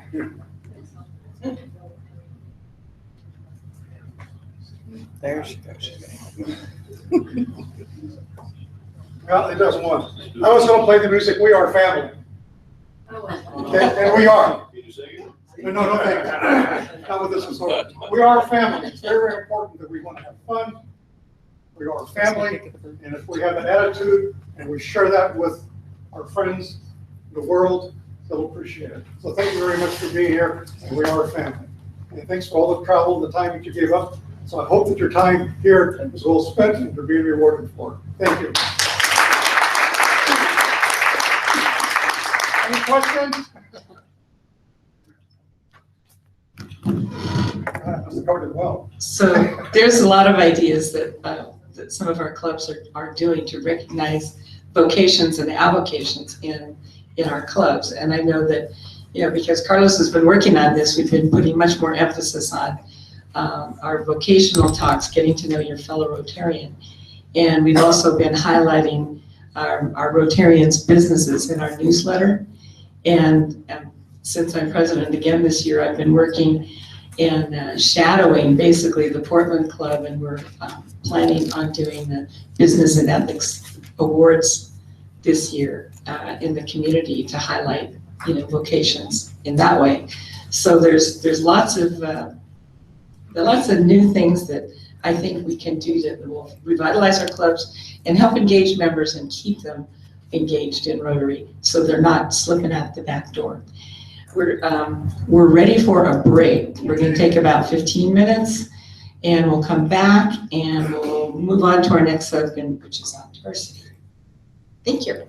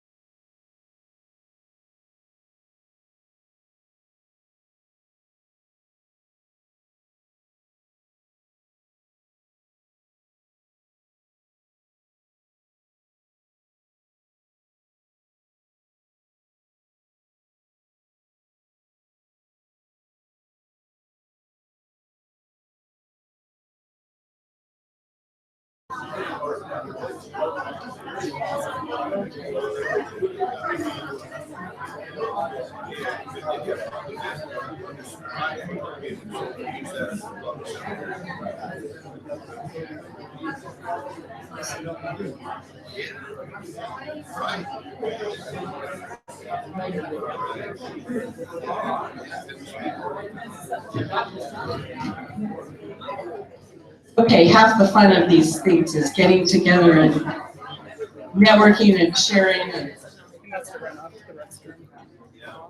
and we're doing fine with time, so I don't want to rush you all back to your seats.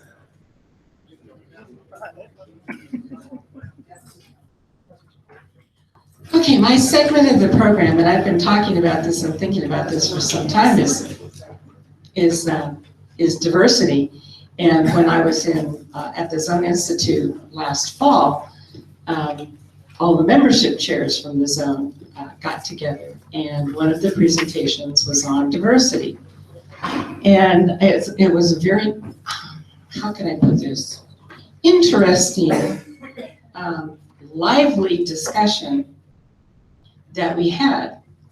And it's a topic that can, just push a lot of buttons with people. And most of you don't know my background, but I was an educator and at the university level ultimately, and then a university administrator. But my background, my own personal background, is that I was born in Santa Barbara, and my father came from an old California Spanish-speaking family. So I'm descended from the Californios. My mother, however, was an Irish immigrant. So I've walked this line my entire life. English was my first language, but I studied Spanish, and I studied all the Latin American and Spanish cultures, ultimately majored in Spanish because I wanted to know about my background. I also studied my mother's cultures. So it's a personal thing for me, and all of my career I've been engaged in working with historically underserved populations, primarily Spanish speaking, but I did quite a fascinating stint working with all Southeast Asian languages and cultures, teaching them English. So, I've been engaged on the front line from I age myself by saying since the 60s and the civil rights movement to today. And it's still a major topic of discussion. And I tell you all this simply because you don't have to be from an underrepresented background to talk about diversity and to talk about, variety and differences. It's about your experience. And my experience as an Oregonian, my adopted state, is different from my experience as a Californian. So I'm learning, as you are learning, about the changes that are happening to our population. And one of my first efforts as a Rotarian in my club is I started the first dictionary project.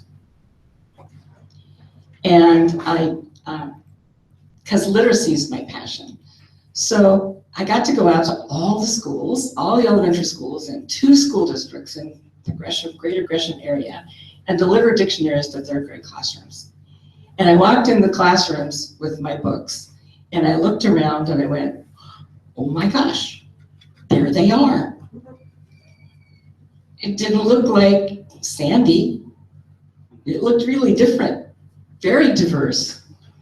So the future of our population in Oregon is changing. And I think we know that intellectually, but we probably haven't internalized that yet. But our population is changing. So Rotary, obviously, is an extremely diverse organization because we're international all over the world. So we're going to talk a little bit today about diversity. So how do you define diversity?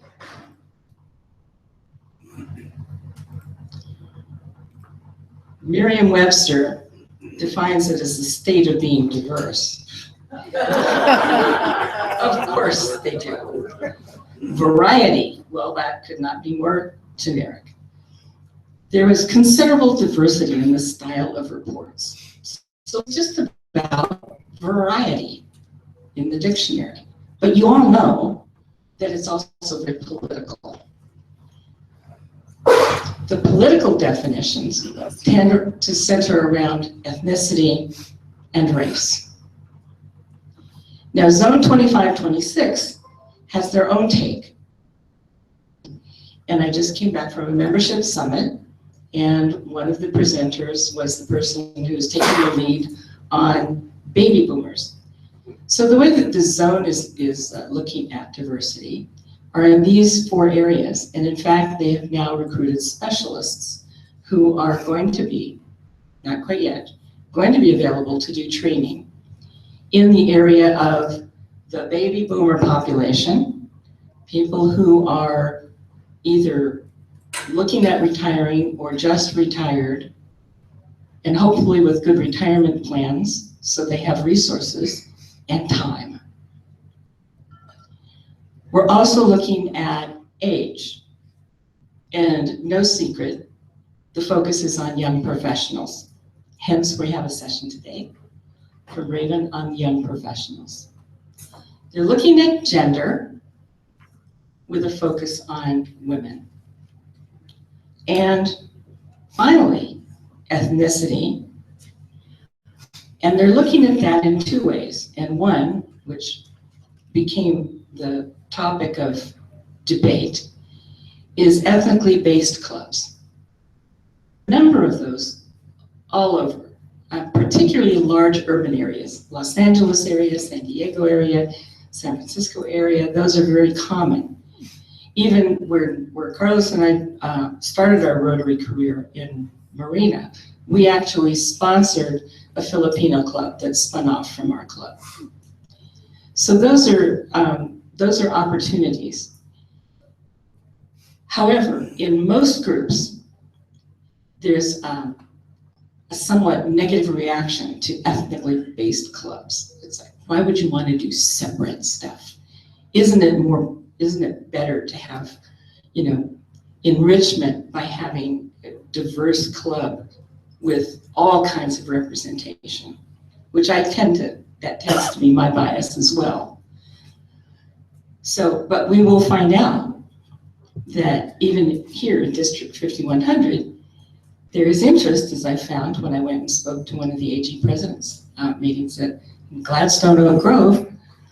There's a group of Latino business people that are interested in starting a Spanish-speaking club. And then I found out that there's also one in, was it South Salem? Salem Sunset. It's also looking at an ethnically based club. And it's fine.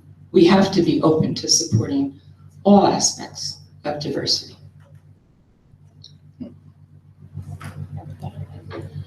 So how does District 5100 define diversity? Just like membership, we define who we are, and that gives us an opportunity to then develop and grow. So I thought we would look at the traditional definitions that we all know about: age, gender, ethnicity. What else?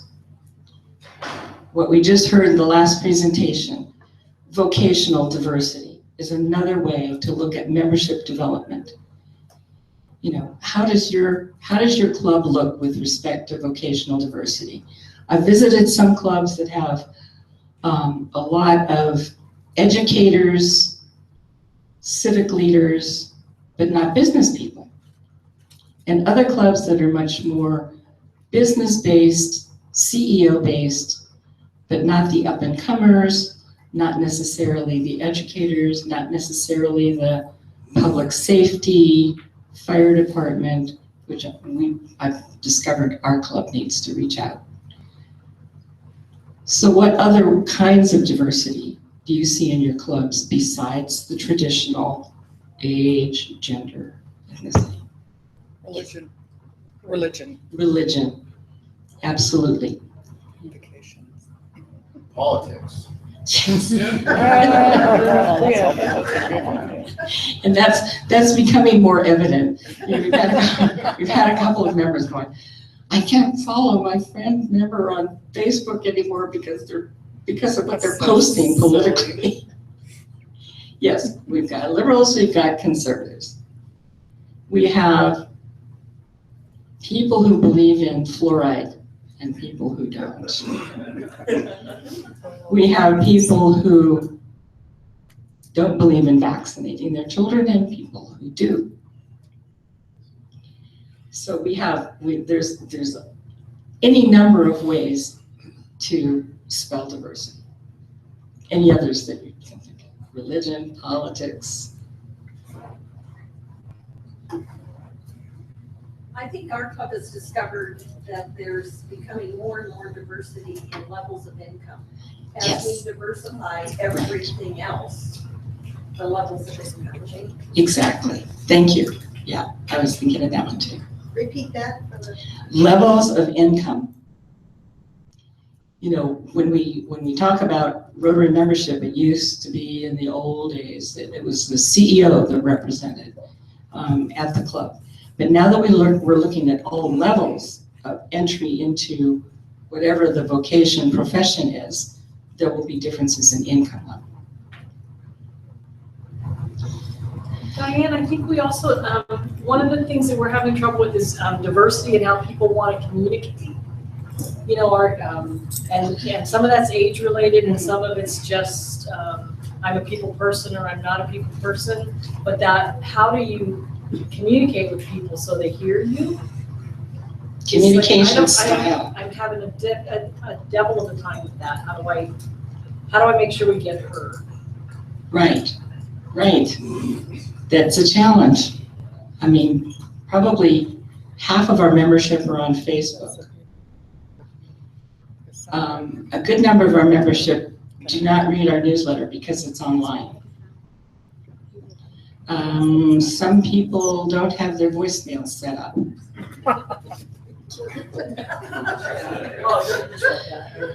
Seriously. So I send up smoke signals. We'll do a cultural communication. So what does diversity represent to your clubs?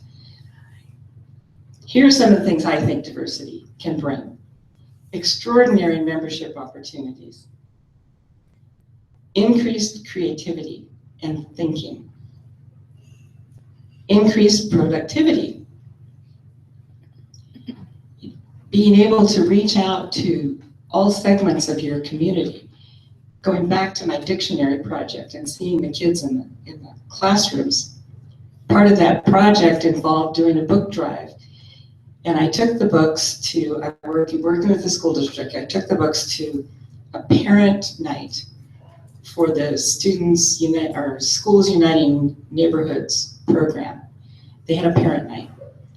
And my intent was to have a Rotary table and give books to the families so that they could read to their children, because you know how important that is. And I had planned to say a few words about Rotary and, you know, our commitment to the community and our commitment to literacy. And I walked in the room and I was stunned. I don't know why, because I guess I've been coming to Oregon for so many years and I didn't see a lot of people that looked like me and Carlos. So I walked in, they were all Spanish speaking. 99% were Spanish speaking. And I could tell just by, you know, milling around the crowd that English was not their strongest language. So I grabbed a pencil and started to jot down a few notes and dredged up all my bilingual skills, and I wound up giving a presentation in Spanish. And when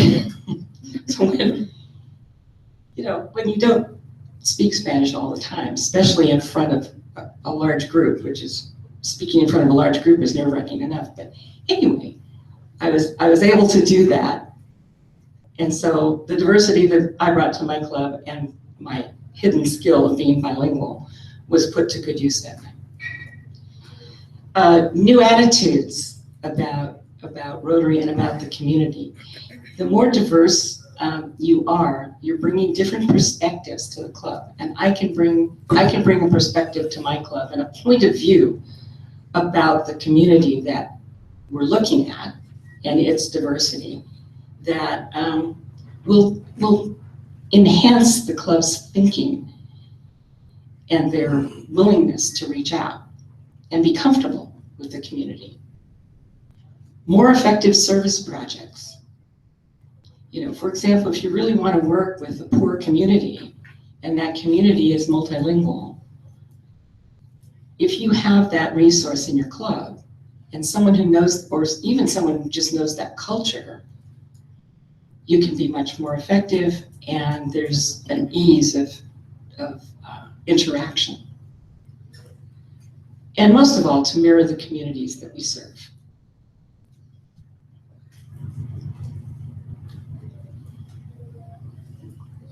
Did my graphic come up? My graphic's not coming up. Oh.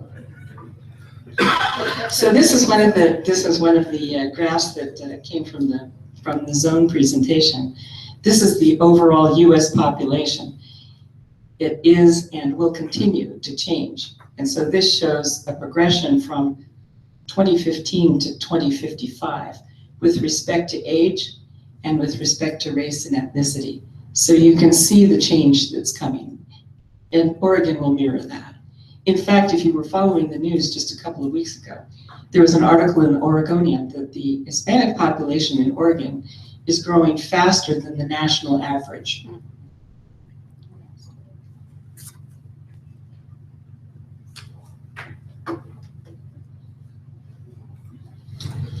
Does your club reflect your community?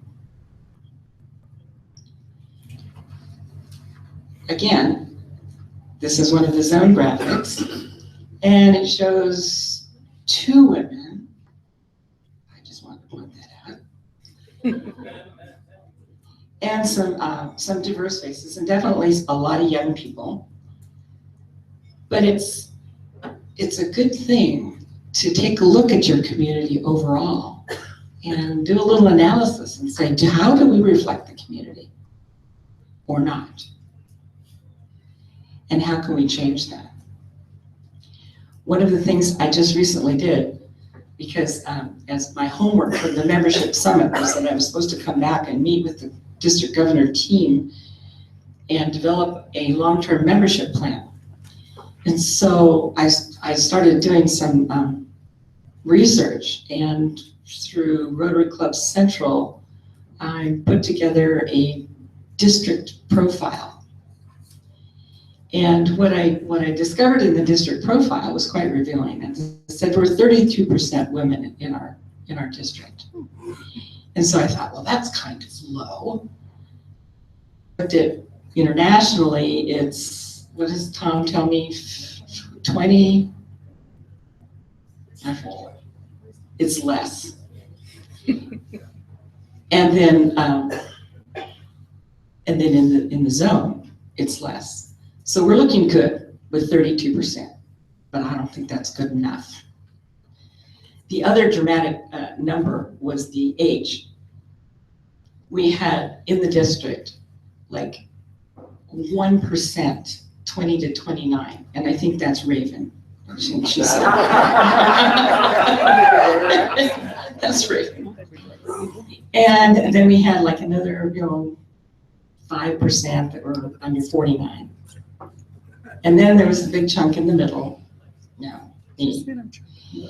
So clearly, I'm sitting around with Tom and Renee and Larry and my successor. And I said, it seems to me that it's pretty clear where we need to do some work. The other area where we really need to do some work is in engagement and retention. We inducted 350 some new members last year. That is freaking awesome. We lost over 450 members last year. So we wound up in the negative column. You know, so my mantra when I came in the door was, we got to close the back door. So anyway, moving on. So how does your club lack variety, or does it? Maybe it is a really diverse club, but how does your club lack variety? So you got a little piece of paper on your table. It's a short, quick self-assessment. What I want you to do is I want you to take a moment and visualize a typical club meeting, your club meeting. How many vocations are represented? What's the balance of female to male? How many members present are under 40? How many are over 60? Think of the last 3 members inducted. How did they or did they not enhance the diversity of your club? And I want you to think about a club meeting, not about your total membership, but those people who come. So take a few minutes and do your self-assessment. What would other be? I think ours is, I think we could win. So we had a court last year. We could do those. No? I'm sorry, say that again. Those were last It's year. 50. Yeah. And then I think for age balance, I think it's. I think it is. Vocational.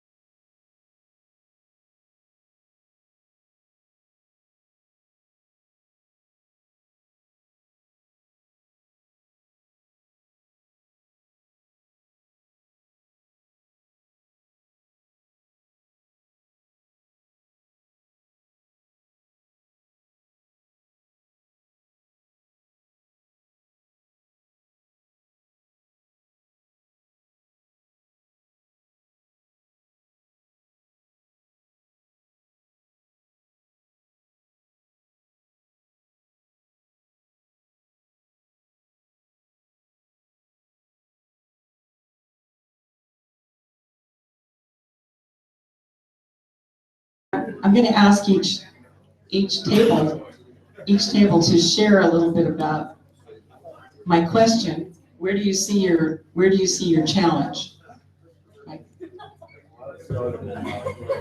Where do you start? I think ethnicity is our challenge, but it's just, it's one of those things. I'm hearing the biggest challenge is the age thing.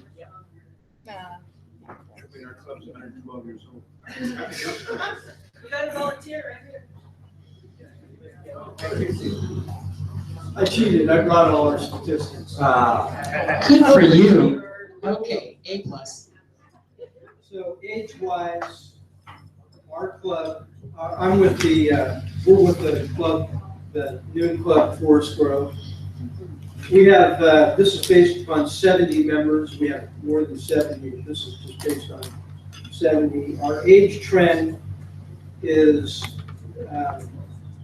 29% of our members are 70 years and older. 14 of our members are 60 to 69 years old. 8 members, or 11%, are 50 to 59 years old. 8 members, or 11%, are between 40 to 49 years old. 3 members, or 4%, between 30 and 39. And we have 1 member, 1%, 29 and under. Although all of our new members are now trending down. So age-wise, they're early 30s, mid 20s. So you're inducting younger members. Younger. Excellent, excellent. Wow. So the age thing. And our club also male versus female. Our club is 76% male, 24% female, and the female number of those that we just inducted 3 new members. 1 was a woman.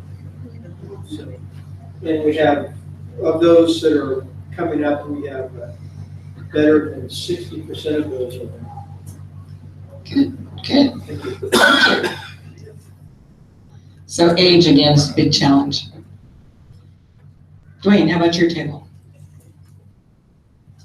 Well, we kind of talked on this side, talked on that side, so let's do answer half of that. We were actually talking about Marlin's Club in Hiker. Spent a lot of time and just chatting that they feel like they pretty well are in the 1 or 2 category on the list from a diversity in except for coach.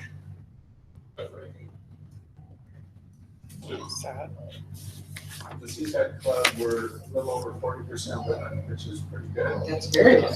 Our age balance, in my view, is not great, more or over 60 than any other, but we do have 3 members under 40, I think. I think we have more than that. I think we do.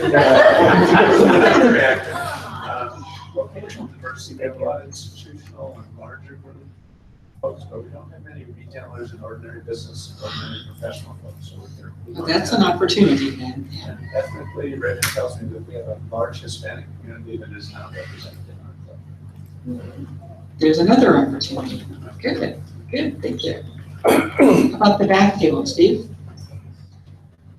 I'm from the Herbiston Club, and we have about 20% of our members are women, and we are doing pretty good at attracting some of the younger men and women in our club. I see our challenge, and it became evident to me this last week when we were talking to youth exchange potential candidates at the high school. We had 3 of our potential applicants that their parents could not speak English. Wow. I was not prepared to speak Spanish to them, and so we had fortunately translated their and so that was their interpreter. So that was an awakening to me, is that we really need to get prepared for that at that level. But in our club, we have 2 members out of 65 there, so we can increasing that. Exactly, it's a surprise. Middle table back. Yeah, I can speak. Richard Markos was the Wilsonville Club, and Alberta Club, plug for DAC TV. I went to DAC TV where you could get a nice outline of this without estimating it on your own. But in our particular club, part of our goal is to get more female members. We're about 20% now. And also to reach out in Wilsonville to reach some of the ethnic groups that may be there that aren't readily apparent to us. I also mentioned that Andre here, my colleague at the table, may set the record for the percentage of female in America. Well, we're super small, so we have over 50%. But the percentage is great. The percentage is great. They're a little club, but they're a mighty club. Thank you. Back table, stage left. Well, again, there's different conversations going on at our table. I just focused on our group, and again, we're mighty, as Andrea's group is, Gateway. And sorry, my name is Ted. And so we are 30% female, and I have to say 0% diversity. We're growing, and that's one of our biggest hurdles. So I'm glad to be here. I'll be president-elect next year, so working on Yes, it's a challenge. Anyone else at that table, the club that wants to speak to this?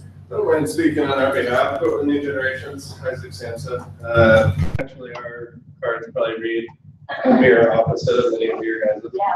I think we have 3 or 4 over 55. Probably about 40 or so members, 30 that are between 30 and 55. And then I would say, what do you think, Chris? Probably another 5 to 10 under 30. So working with some of the challenges. Great diversity, I think, from a vocational standpoint. Chase is looking at male and female, but I think we're pretty close, probably 45, 55. I think we're a touch more on the female side. 52%, thank you, Tom. From an ethnic level, probably not super diverse with the downtown Portland club, but looking to balance out the other side, the experience, the more mature members. So, Where do you meet? The Architects Institute of America in the Pearl. Go visit, they're a fun club. Yeah, we have a lot of fun. So your challenge would be ethnic diversity. Yeah, sure. You're doing great and everything else. Good. Coming up this side of the room. Lewis River Rotary. So we have about 50% men and women. And after that, we are retired, WASP, I mean, you name it. We have no diversity in our club at all. So we raise great money and we do great fundraising and we're a great fun club. But as far as pulling in other people, we've not been able to in that circle. So you have all kinds of opportunities. What's your market mix though? Oh, retired WASPs. It's hard to draw. It's not, we're in battlegrounds, so we're out in the boonies. Not a lot of corporations. Absolutely nothing but WASP. How about up here? You want me to talk? Yeah. All right. So this is Rotary Club of Greater Clark County. Rotary Club of Greater Clark County. We have a gender balance of, we think, 50-50. Our age balance is about 3. We're in the middle of the road there. Our vocational diversity is pretty good. We have 4 to 5. And our ethnic diversity is a 1. So we have a lot of work to do as well. Okay, center table. Well, we just kind of talked, I didn't hear the whole table, so I'm just speaking for Dallas and Preston. And we discovered that our gender balance is poor, 10 to 15% female. Age balance is probably a 2. Vocational diversity is a 3 or a 4, pretty good on that. Ethnic diversity is a 1. So Yeah. Did you say that Dallas? In Dallas, Dallas is a very white community. If you looked at the government survey, it's over 90% white. So we don't have a big pool. Keep in mind the slide that I put on this. Does your club reflect your community? You don't beat yourself up for not having ethnic diversity if your club community is not diverse. Okay, so just want to remind you that. Okay, Sherry. In the Dalles, we do in fact reflect our ethnic diversity, which is zero. The interesting thing that we're starting to most of our, our challenge is that we're going to have attrition due passing because we have a very an old established group. But we are recruiting in. We just had 3 new members this month, and they're young 30 and under 20s, so that's really good. The interesting thing with us is that our total membership is probably about 10% female. The people who show up, we're about 25% female, and in our leadership, we're 100% female. Interesting. What does that They're darn lucky they recruit. Women rule. That's great. Did I get all the tables? I think I did. Let a female speaker over here. So I'm from the Beaverton Club. In terms of gender balance, I would say we're about a 2. I think we have about 27% females. Age balance, we tend to be on the older side as well. We have been able to recruit a few younger members the last few years. Unfortunately, some of them don't stay with us very long. We're kind of a stepping stone to the next opportunity in their life. Vocational diversity, probably around a 3. We have a lot of white collar workers. We could probably work at recruiting people from other professions. Ethnic diversity, I think we do pretty poorly in that area. Beaverton is becoming more diverse. A lot of people coming in to work for some of the big corporations. Right now, we're pretty much at a 1 in terms of diversity, so that's an area we can work on. That's where we stand right now. Good, thank you. So I hope you all walk out of here with a note to self. This is the challenge that we ought to be working on. This is the one where we think we can really enrich our club. With this focus, we can bring in more women because women obviously bring tremendous strength to a club. Or we really need to work on the age thing. And where do you find and engage those young professionals? Unfortunately, we're going to close with that. Yes. Yeah, if I could just add, I just added something I was reminded of my colleague Andrea here. At Wilsonville, we put on concerts in the summer, which are hugely successful in the park. This past year, we passed out a survey form, and one of the questions was, "What do you think of when you hear Rotary?" And somebody wrote on there that said it's old men having lunch. That's really what we're trying to fight against. Diane, if people are uncertain about the real ethnic mix and age mix of their community, you just put the name of your city in quotes and add the word census. It'll take you right to that mix for your town. You can see breakdowns by race, breakdowns by age. Yes. As we're talking about it, this is it. Where do we get members? We look around, we get them from business owners and we get them from professionals. Unfortunately, there's not a whole lot of people around like me, like us, who are in that category. And it's great that Rotary is making these categories. That's where the members come from. They come from people with whom you do business, people you talk to. And so if you don't get an opportunity to recruit Hispanics or Blacks or Asians, that's because they're probably not in areas in which you do business. So maybe we need to change a little bit and see what other businesses around that we can give them our business. Thank you. Good point. Exactly. Very good Exactly. So that's what I wanted to close with, is like, where do you start? And to share your focus. So I'm hoping that you all leave here with a focus and say, this is what I really want to work on with my club with respect to diversity in the membership. I put birds of a feather at the top because one of the things that's really clear, and those of us who have been tokens now and again in our lives, I used to be a double token because I was a woman and I was Latina, so I got picked for all kinds of tokens. So, but it takes one to bring another one. You know, it's like if you recruit in groups, go to another organization, or you know, an Hispanic chamber. This is one of the things I have up here. There are ethnic chambers. You know, go to that group and don't just bring in one person, but bring in multiple people. Or recruit someone and say, I'd really like you to come to lunch and bring your friend, so-and-so. You know, because people like to want to feel comfortable. And it helps a lot to come in doubles, groups, whatever. So birds of a feather. So think about that. We're all flocking. Minority-owned businesses. Our Rotarian colleague in the back said, there are tons of ethnically owned businesses, and many times they're featured in our newspapers. There's also always something in our little local Gresham newspaper.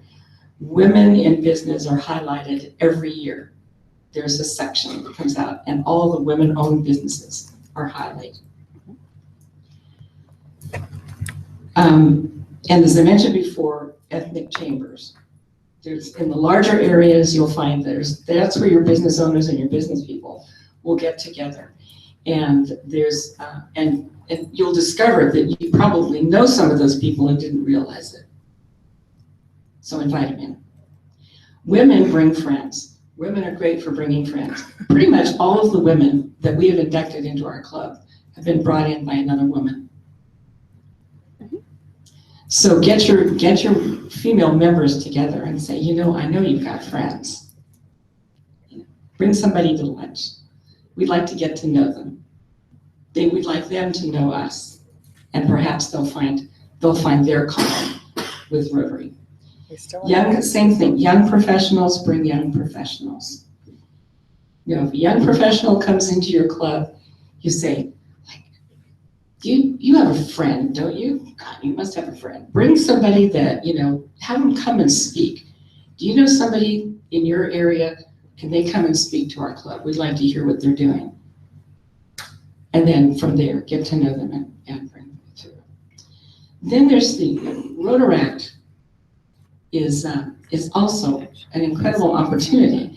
And there's a Council on Legislation change with respect to Rotaract, because Rotaractors could not be members of Rotary. Now they can. Now they can. And I know Daniel, who's been a Rotaractor, who's the guy who's running our technology here, has been a Rotaractor, and he was our representative for 2 years.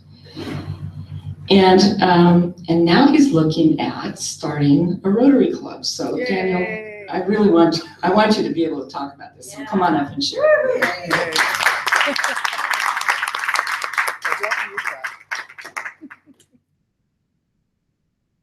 asked Diane for a shameless plug real quick. So I've been in Rotary for 5 years now. Absolutely love it. And over the 5 years, I've probably been to 10, 15 Rotary clubs, just kind of gauging the culture of the clubs, kind of learning, trying to figure out what I eventually wanted to join. Couldn't really find one that really works, especially with lunch. For the young professionals, lunch is a really hard time to meet.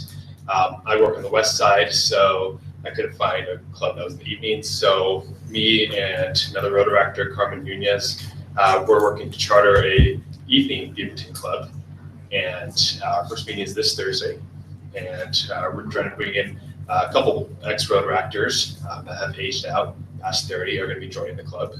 And it's just a new club we're going to try to start, 2 meetings a month, kind of make it more younger feel, but of course we want the diversity of age and everything in the club too. So you take old people. Yeah, we will. Maybe for my parents, they can join. No.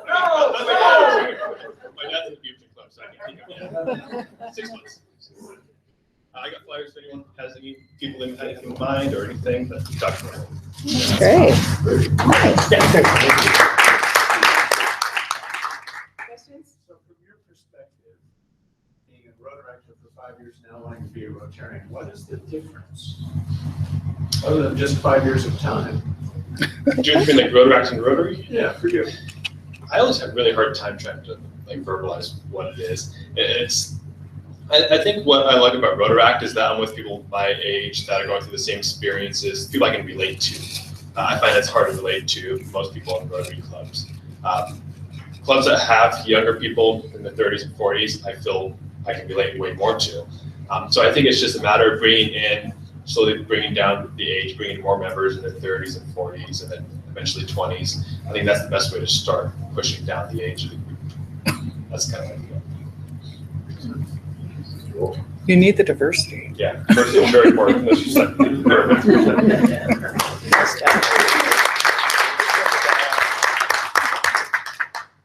The future of Rotary is clearly in its youth.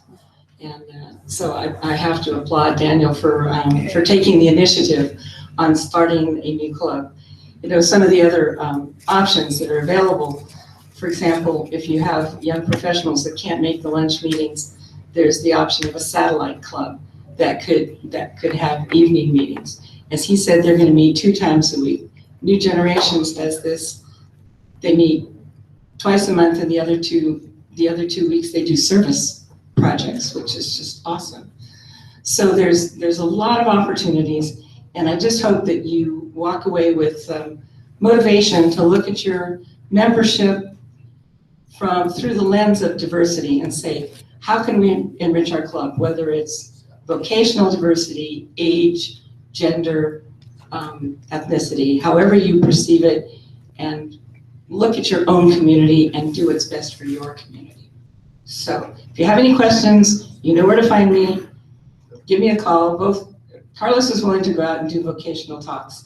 I'm willing to go out and do membership talks. I've visited a number of your clubs, and it's always fun to meet your clubs in your own territory. So thank you for taking it.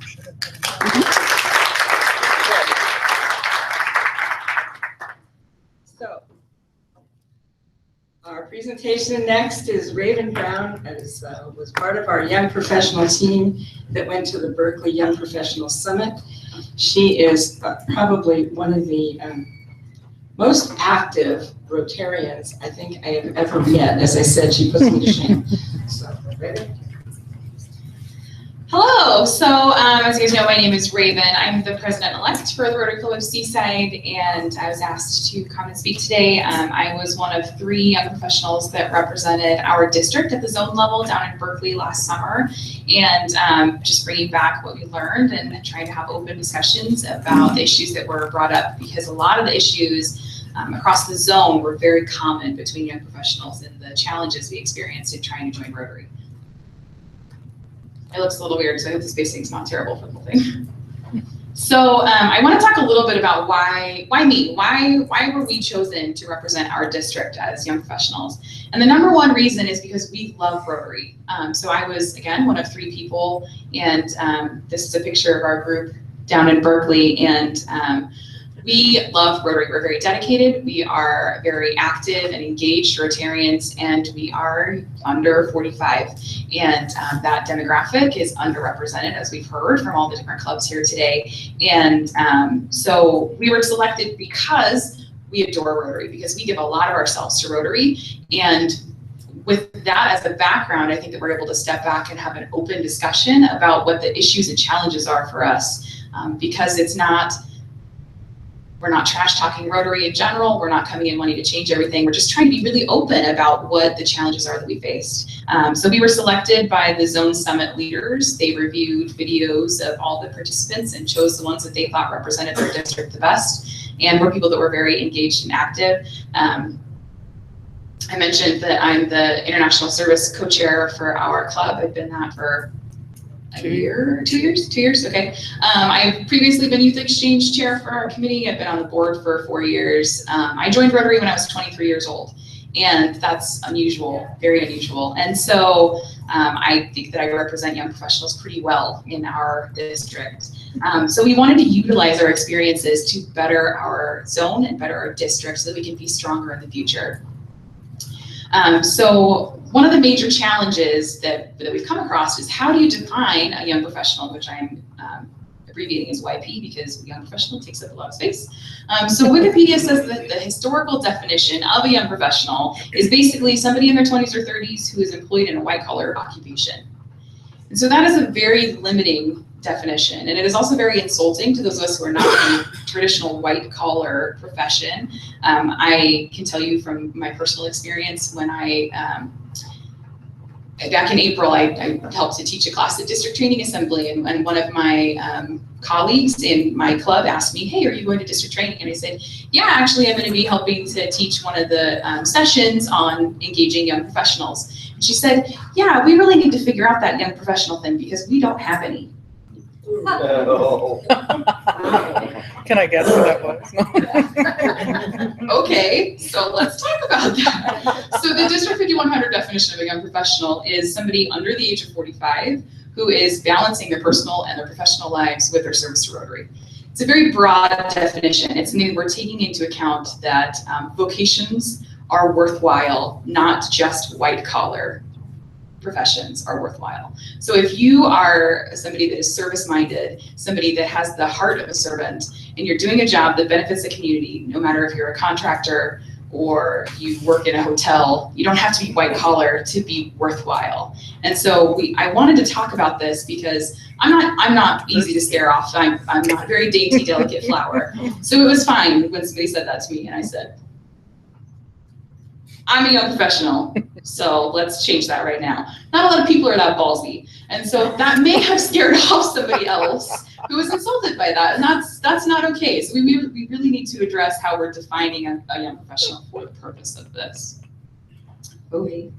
So I wanted to talk just a little bit about the Berkeley Summit because it was an amazing experience. So we went for a weekend and we had 2 or 3 young professionals and 2 or 3 district leaders from every district in our zone that were represented there. So there were over 100 Rotarians in the sweltering heat of Berkeley in August, and it was amazing. So I was one of the 3 people. We had Brenna from Salem and Becky from Greater Clark County Rotary Club, and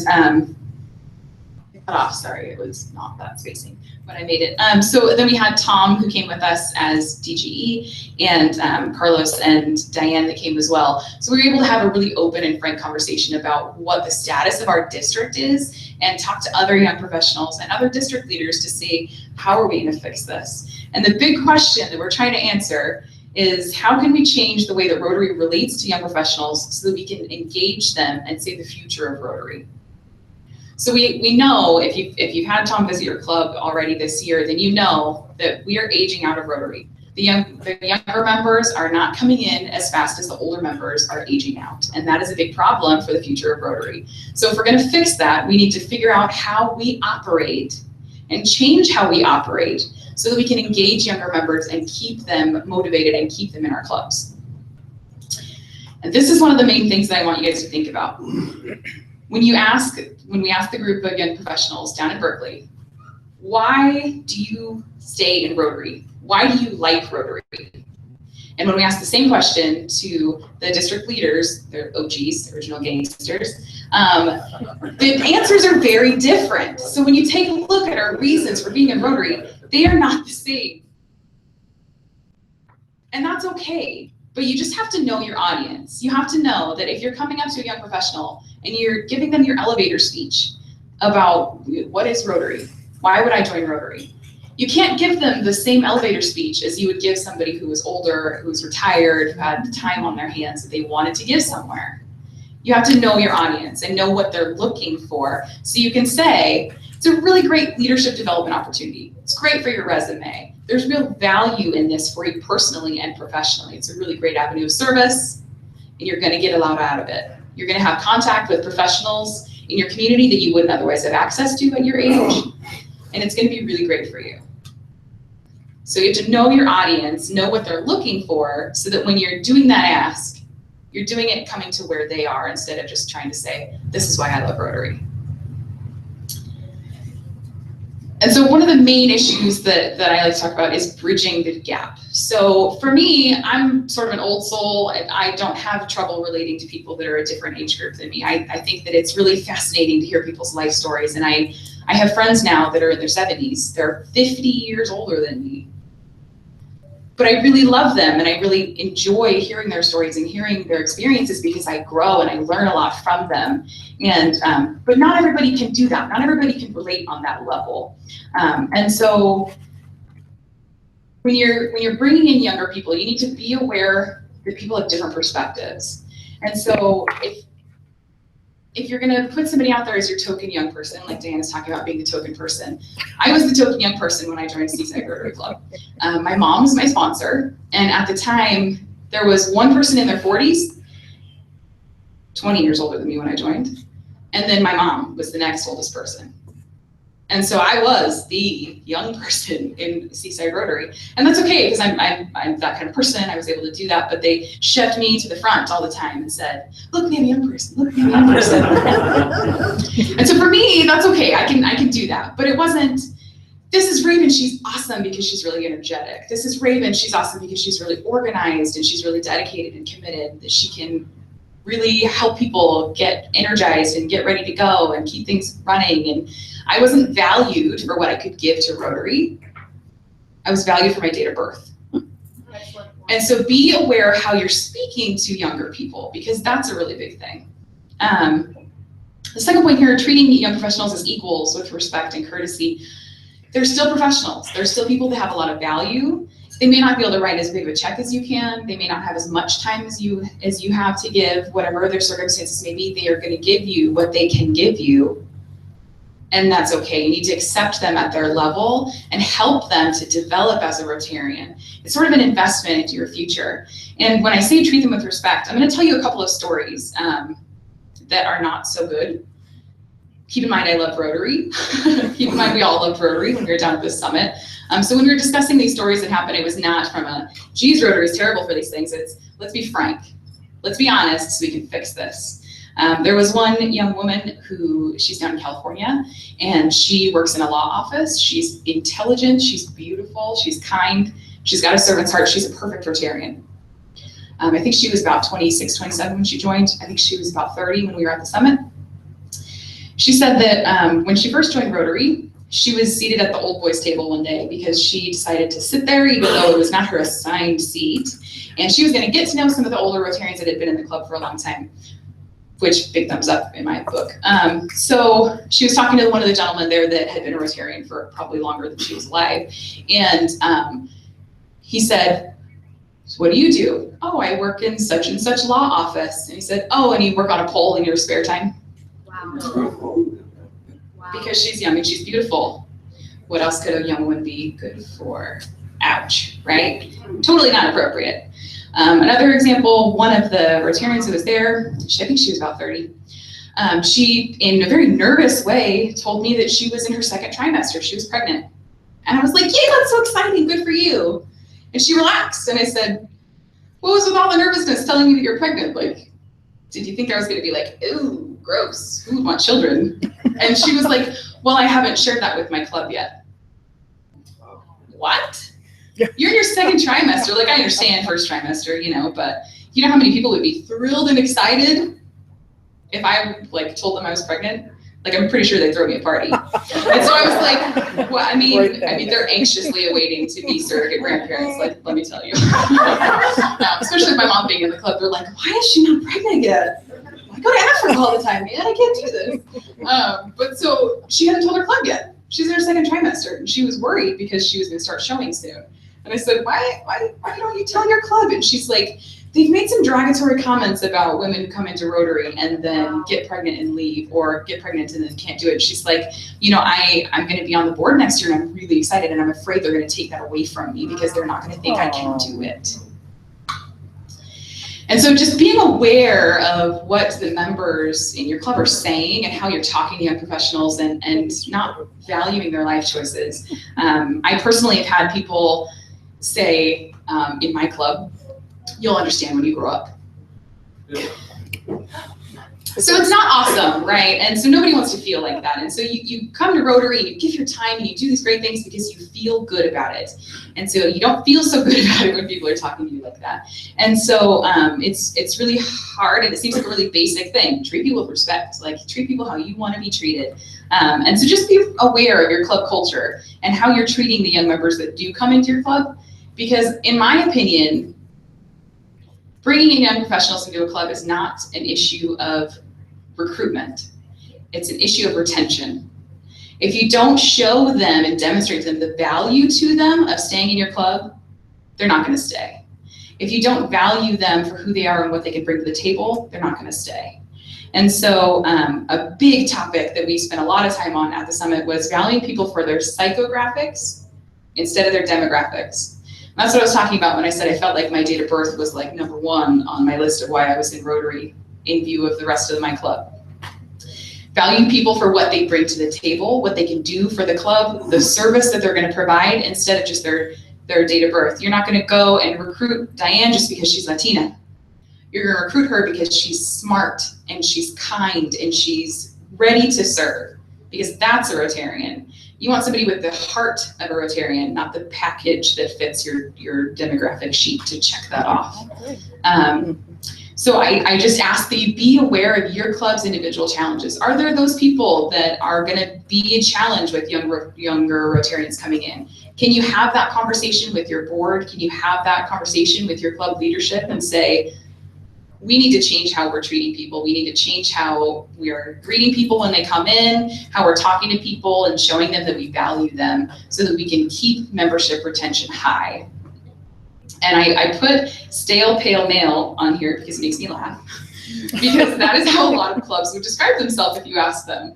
And that's how a lot of young professionals down in Berkeley describe their clubs, is stale, pale, and male. And so from the perspective of a young female coming in, if I'm coming into a club that's all white men in their aging years having lunch together, and that's all I perceive it to be, I'm probably not going to stay. But if those are individual people to me that I can see what they're doing and they're not just having lunch, they're really making a difference, I'm going to want to be part of that group. So just try to focus on making sure that your activities and the way that you're talking to people is inclusive, so that you're not excluding people unintentionally, because we know that the people in this room that are worried about membership, you're not going to be the problem. But you have to take an honest look at your club and figure out what the problem is so you can fix it.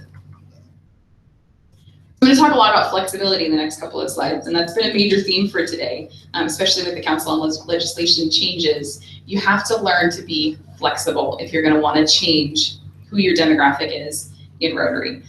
So focus on what your problem areas are. Take a look at your club. How expensive is it to be a member of your club?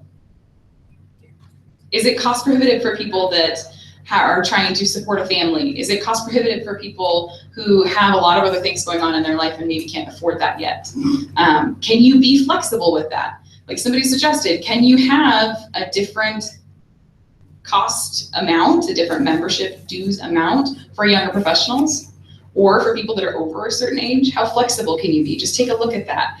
How flexible can you be with what types of meetings you're holding? So New Generations, they have 2 service events a month because that's what their club is interested in, is service. And so they feel like they get a lot out of their service. And so they plan a service event and then they do a service event. And that's what their club focuses on. So that shows that the flexibility and changing that up, it works for people because they've got pretty good retention. And so just think about where are your meetings meeting? Is there a food requirement that costs a lot of money?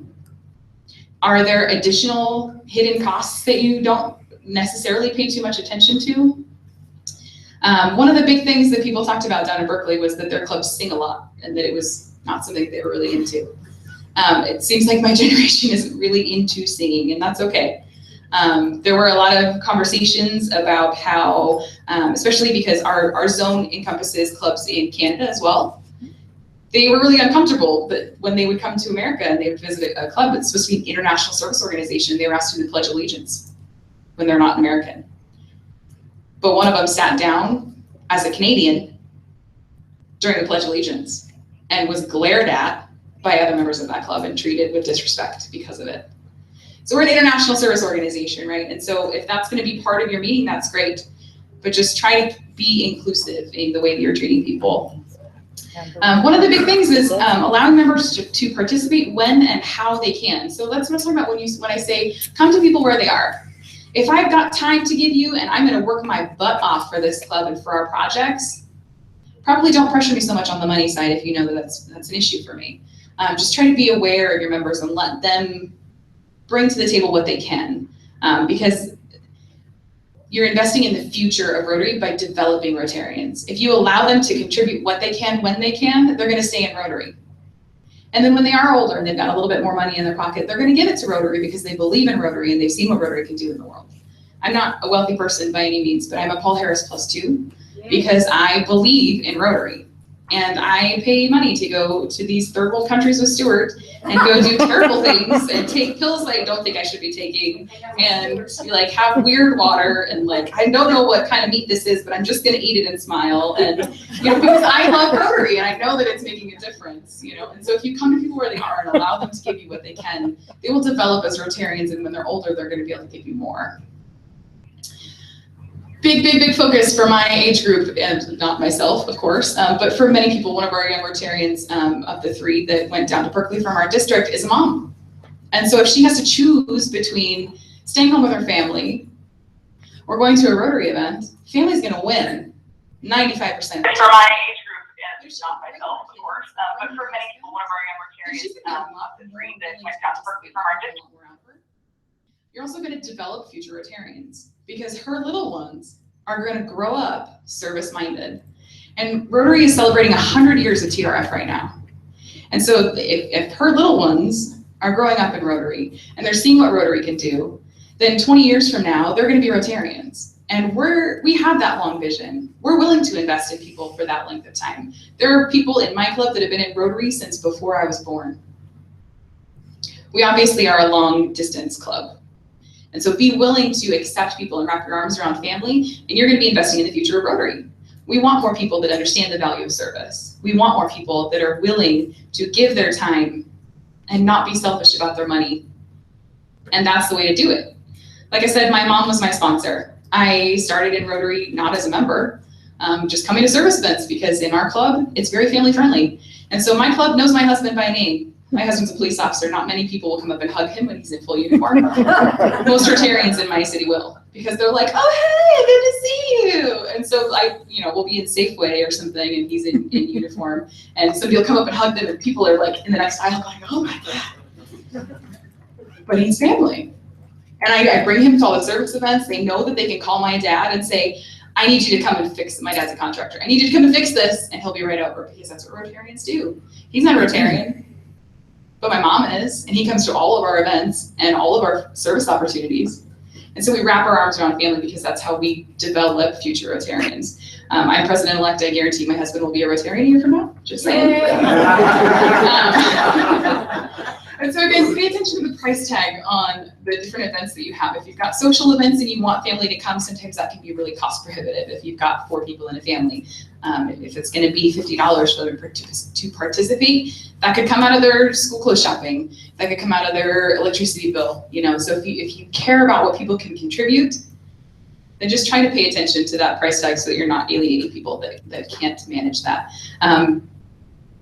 One of the young professionals has been feeling a lot of pressure from her club because they've now set a minimum of what they're trying to do for like fines. So she feels like because she's active and goes to a lot of committee meetings, her attendance percentage is not going to suffer if she goes to fewer meetings, like lunch meetings. And so she's looking at her finances and saying, I can't afford to pay the fines that they're trying to levy against everybody, so I can maintain 100% and not come to lunch. And that's not what you want. You don't want to be running people out the door just because of how much money you're asking from them. And so try to be aware when you're setting your club policies or when you're saying, oh, that'd be a great idea to raise money. Try to be aware of where it's coming from and from whom. So this is a big one. What's in it for me? So there's a lot of assumptions that happen about my generation. I get lumped in with the millennials. And there's a lot of, oh, you must be lazy, you must be selfish, you must be not wanting to I don't know, participate. There's a lot of assumptions go along with being a millennial. And I hear it a lot from Rotarians even, and they're like, oh, of course we don't need you. So, okay. But there is this thought process for people in my generation, what's in it for me?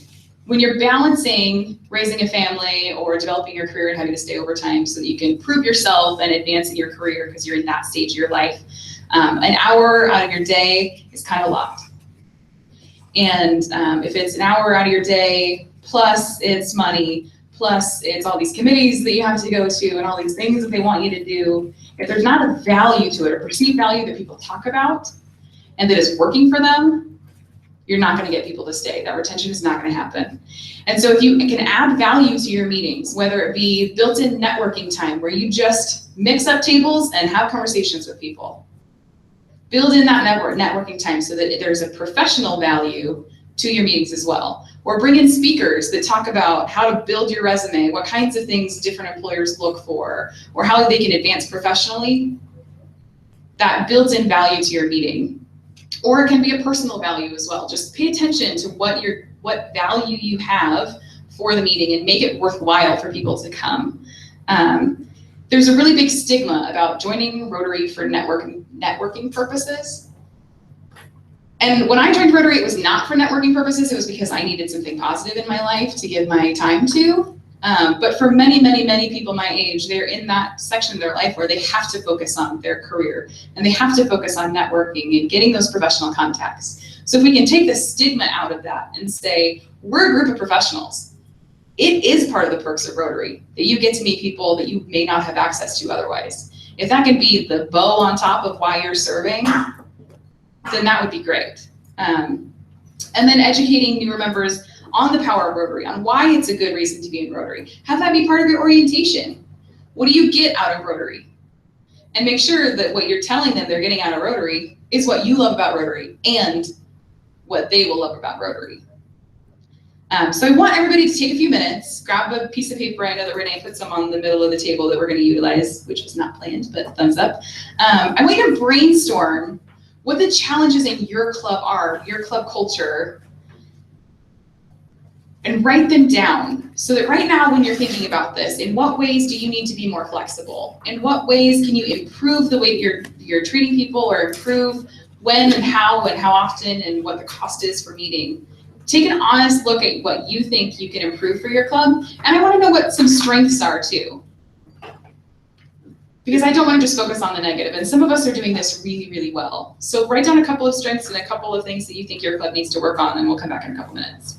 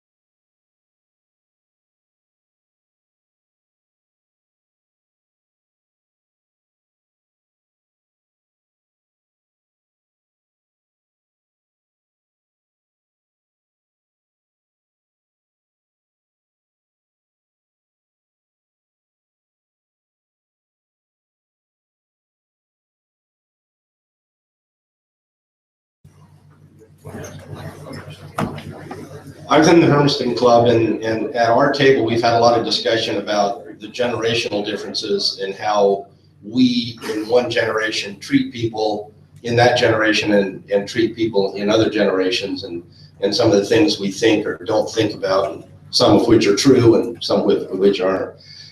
Basically, for the Hermiston Club, and Steve is here, he can argue with this if he chooses to. I'm the younger part of the club. There you go. Amen to that. I'm the older, more mature. I think that one of the obstacles that we have, our club has met Thursday noon for 75 years. Wow. We are 75 years old. Does that tell you something? And it works for our club the way our club is. We have some young professionals. The newer members coming in have been generally of the younger age, and so I think we're doing okay there. But I think as we talk about millennials and about the young professionals, it's been brought up today, and I've heard before when Tom went around to the clubs and did his talk. Millennials don't want to meet at noon. They don't want to take an hour out of their day. They're busy. They want to keep going on what they're going on. And they may take an hour for lunch. Maybe they don't. And they don't want to they don't want to pay for food they didn't order. And for most of us, if we have our lunches catered, you get what they're catering. You don't have a choice. Some clubs are a little bit different than that. So I think that's one of the downsides to the Hermiston Club. But I think one of the strengths we have, even though it isn't 100% yet, but I think we respect, especially new members that come in. I don't think there's a lot of put downs, whether it be intentional. I don't think there's any intentional put downs, but the unintentional make comments that old guys make to each other that you don't make to people that you don't know very well or that are from a different generation. I think we do pretty well there. I think our young people are treated with respect that they deserve. So we've got both sides going. As with most clubs, we've got some work to do.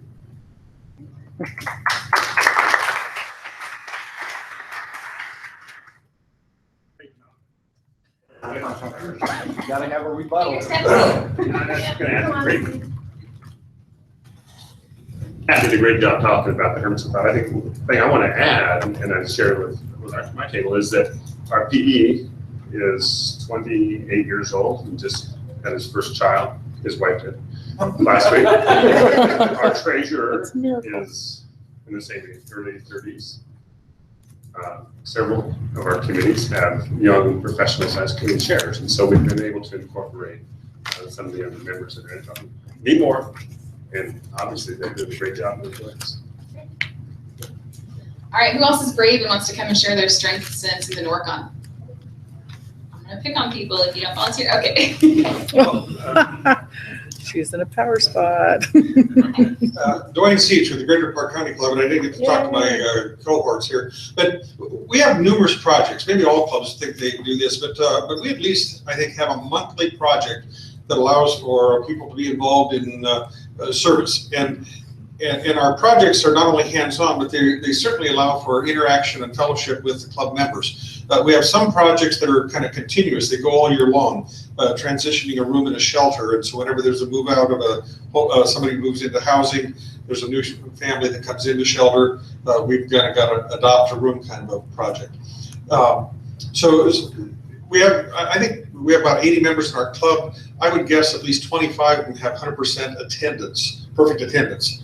And so it's a high level of ownership and commitment and enjoyment in being a member of the club. Our two fundraisers are really fun. We do roses. I think some of the other clubs do roses too, but in Vancouver, when Rotary Roses are out, Facebook is full of people getting roses. It really makes a splash in the community. All the roses that are delivered to various people, we give a lot of them to some of the homes when we have extra roses, elderly shelters. We do something in our club, Paul Harris Circles. Are we the only club that does that? Yes. So for me, that was really a perk. To put out $1,000 for a Paul Harris would be hard for me, but 4 members create a circle with the club being the 5th member. And so everybody puts $200 a year towards Paul Harris, and then the club matches that 200 to make $1,000 a year, and then every 4 years, the one member gets to determine who gets the Paul Harris. And our club is actually deemed a 100% Paul Harris club. We don't all have Paul Harrises now, but at one time, every member in our club had that. We have a real party celebration recognizing when a Paul Harris is attributed. So a real sense of commitment to Rotary International and pride that we want to do that. We raise about 14 grand a year for Rotary International through our Paul Harris circles, and that'd be pretty hard to do as individuals. And then we have 4 socials that are spectacular. We do a Christmas party and a summer picnic, our charter night celebration, and our installation banquet. And we get high participation, involve the families. Families are always invited to be a part of our project. So, great club. So what are your challenges in your club culture with retaining? Well, the professionals? the diversity issue that we've all been talking about. But I would say, I want to make that a goal, not a target. You know, that what you were just talking about. Find people that what value they bring and why they see a sense of what they can offer to our club. And for us to realize that we need that diversity.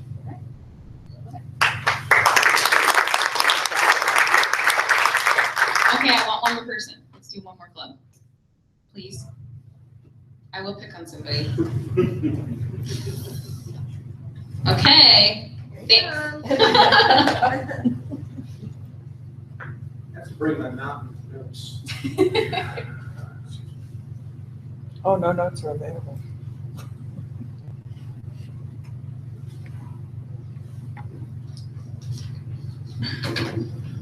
So our challenge basically is that we have an older club, and we have a lot of tradition. We've been around 75 years.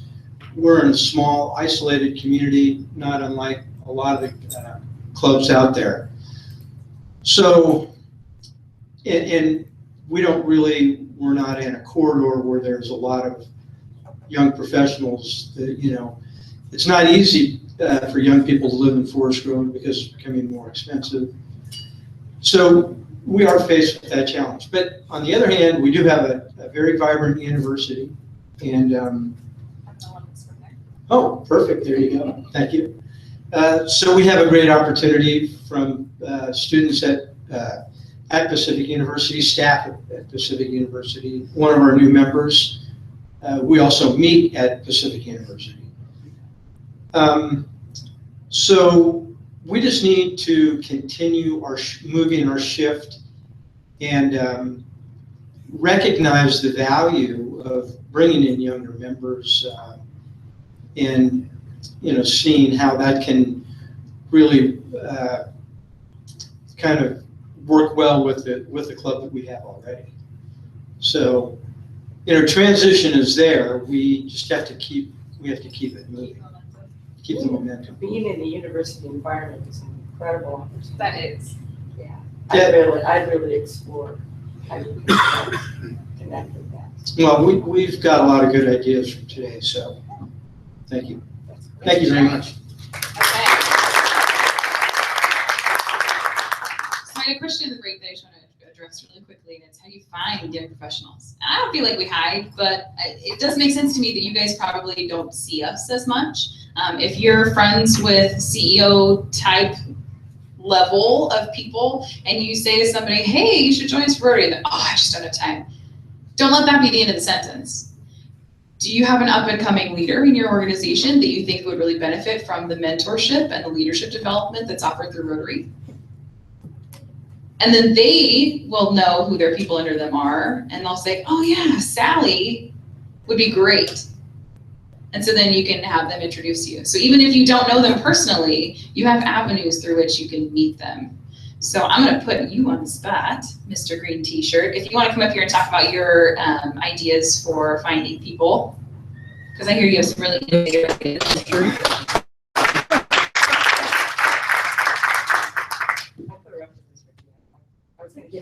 No, that's okay. I'm just not prepared, so forgive me. I'm Ricky. I'm from Central East Portland. And do we have the internet up here at all? Okay. Can we quickly or no? It's okay if not. So I'm a State Farm agent, and part of my business is I need to generate leads to sell insurance to people and give quotes.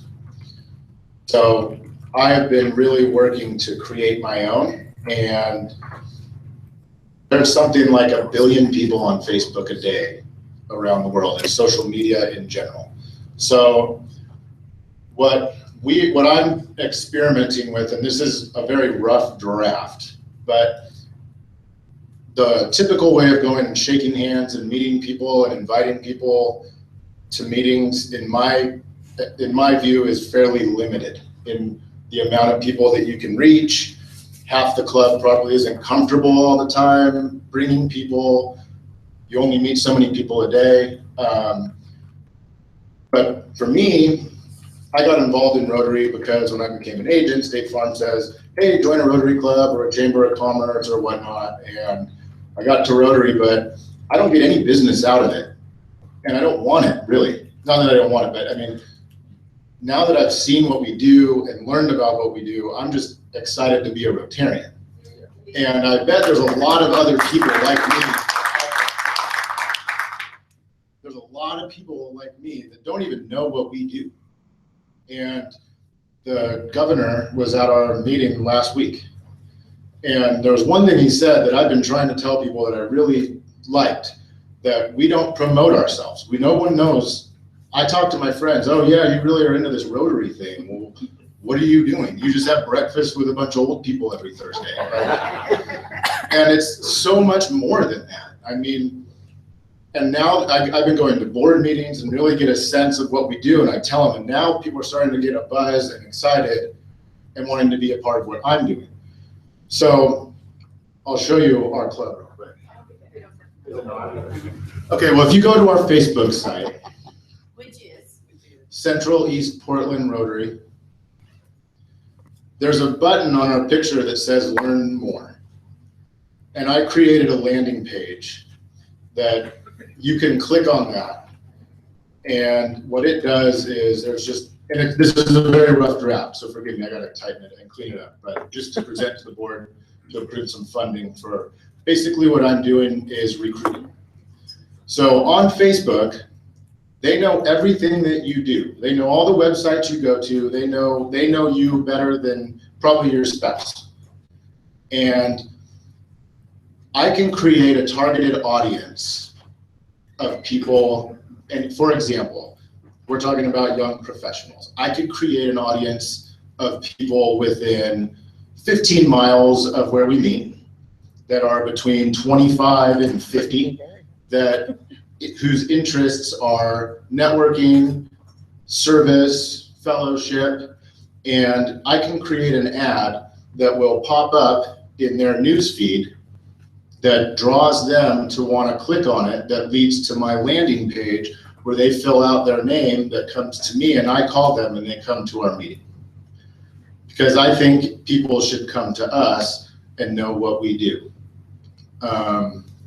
Again, we're still testing the audience and everything, how it works, but I don't see why generating leads for my business couldn't be generating leads for people that want to come and join Rotary and be a part of it.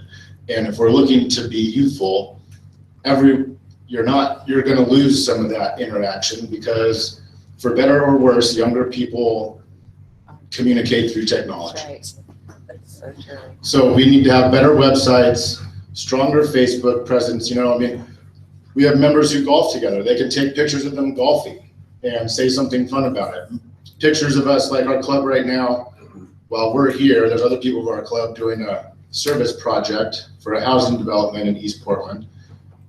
They could take pictures of themselves and you can combine it. Oh, and then someone will see something that relate, oh, I like golf. Hey, that guy looks like fun. Maybe I want to come and go golfing with that guy. Or, oh man, I live in that neighborhood. I would love to be a part of that project and generate that buzz. So that's how we're attracting it. And I guess we can find a way to follow up with how it's working. I don't know. I wasn't planning on presenting today. We'll get you back.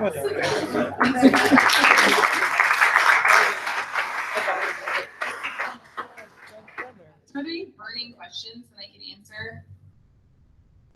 Oh, okay.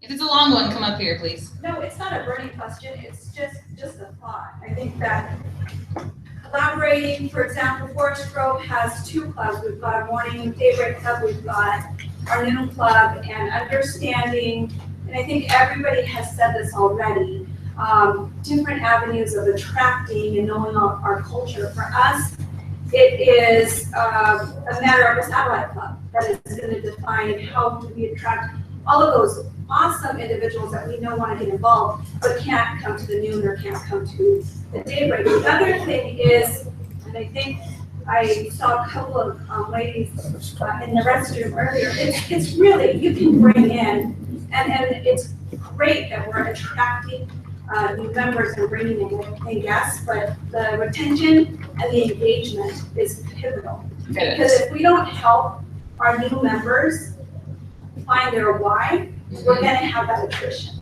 Right. So I think everything is fantastic, and I love that we're all looking at diversity and engagement. But again, I think it boils down to, like you said, we're all people, we're all here wanting to serve, so that respect is pivotal. It is. And then helping our newer members understand why they're here, I think that's the key to retention. And that their why doesn't have to be somebody else's why, and that that's okay too. Right. Yeah. I think there was a question. Okay. Actually, Dan, come up. Please come up. Thank you. First of all, I think we should give Raven a big hand.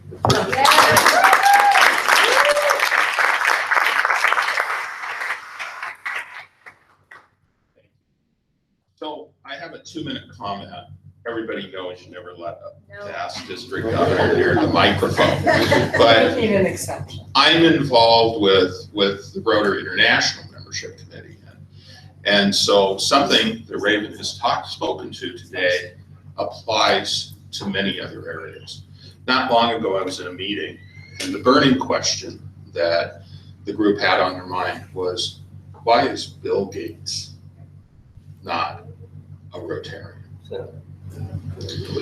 The fact of the matter is probably why many chief executive officers of major corporations are not members of Rotary is because the traditional Rotary Club membership engagement doesn't fit them. So we went far beyond in this session speaking to what young professionals, we've talked about a basic framework of making our club look and feel attractive to all sorts of people, including chief executive officers who at Salem aren't going to go to a club. They're not really going to attend, but their name is now on the Rotary International membership list, and they're Rotarians. But they sent up to 3 or 4 young executives to get involved with Rotary as fully participatory members. Now I can tell you that my members, my fellow members on the membership committee would be loving what you spoke to today. And Raven, what you spoke to today, because every change that's been made in Rotary is designed for you at the club level to change the club. And let me tell you, I belong to the Rotary Club of Portland New Generations. I was one of the charter members. And I'll tell you, as a 62-year-old guy, I love going to people and saying that I belong to a club with an average age of 35. Raven, best presentation I have heard in this area. Well done.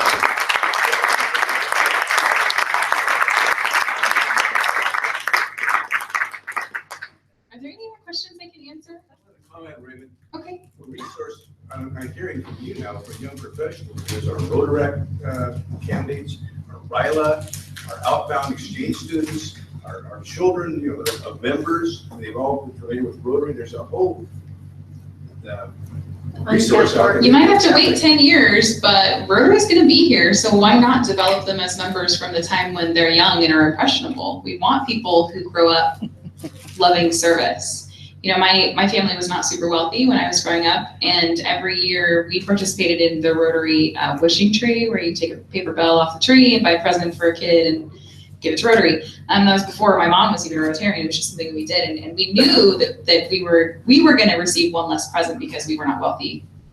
We were not a wealthy family, but it felt really good to say, I may not be part of a wealthy family, but I'm still giving to somebody. There's always somebody less fortunate than me. And so it was something that was really, really wonderful. And it's funny because Rotary's been a part of my life in that way since I was a child. So why not wait? Why not develop them as, even if they're 23 years old like I was when I joined Rotary and they're not ready for Rotary yet, they could be ready for Rotaract. They could be ready to help with your service projects, and then they'll join when they're ready if they know what Rotary's about. Because we don't brag about Rotary enough. And it's funny, I have a lot of friends that are like, what is this Rotary thing? Like, oh, do you want to go out for drinks? Can't, Rotary, sorry. What is this Rotary thing? So now they come to Rotary with me. And one of them, he was a police officer in Seaside. He recently transferred to Tigard. And I made him join our club. I said, you have a servant's heart, you're joining. And he was on graveyards at the time. And so he'd like get off shift at 8 a.m.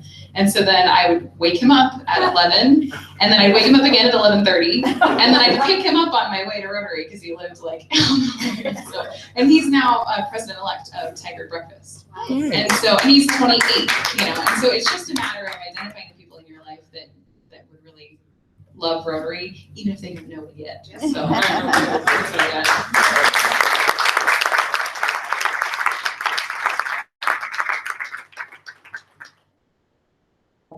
I hope that, thank you, Raven, for your energetic presentation. I always love it when Raven talks. So I hope that today sort of brought all of these things together for you, starting, you know, with council on legislation changes, and then looking at engaging your Rotary members and attracting new members from different perspectives, and that you're able to take those ideas away with you and bring in some new thinking about how you develop your membership. So put on your calendars, March 18th, 2017. It'll be back here, and it's going to be the zone membership training. And these are the zone guys that put all together. They put this really professional stuff together. They're awesome presenters. And from the summit meeting that I went to last month, they have tweaked a lot of their stuff. They've added some new content into the priority one, and there's a lot of new areas and ideas and material that I think you'll find extremely useful. Between now and then, I will send out to all of the membership chairs in the district some parts of that, because I know you need that help right now.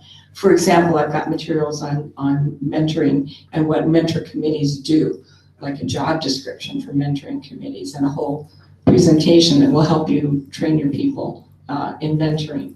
On retaining new members, you know, when you induct someone, what is the process for retaining it? So I've got some material on that I'll share with you. So anyway, let's keep the energy going, and I hope that I'll see all of you, and bring new membership chairs if you've got new people coming in. Presidents-elect would be really good to attend that March 18th training. So keep up the good work. You're all doing an awesome job, and hopefully we'll see you all in March. Thank you.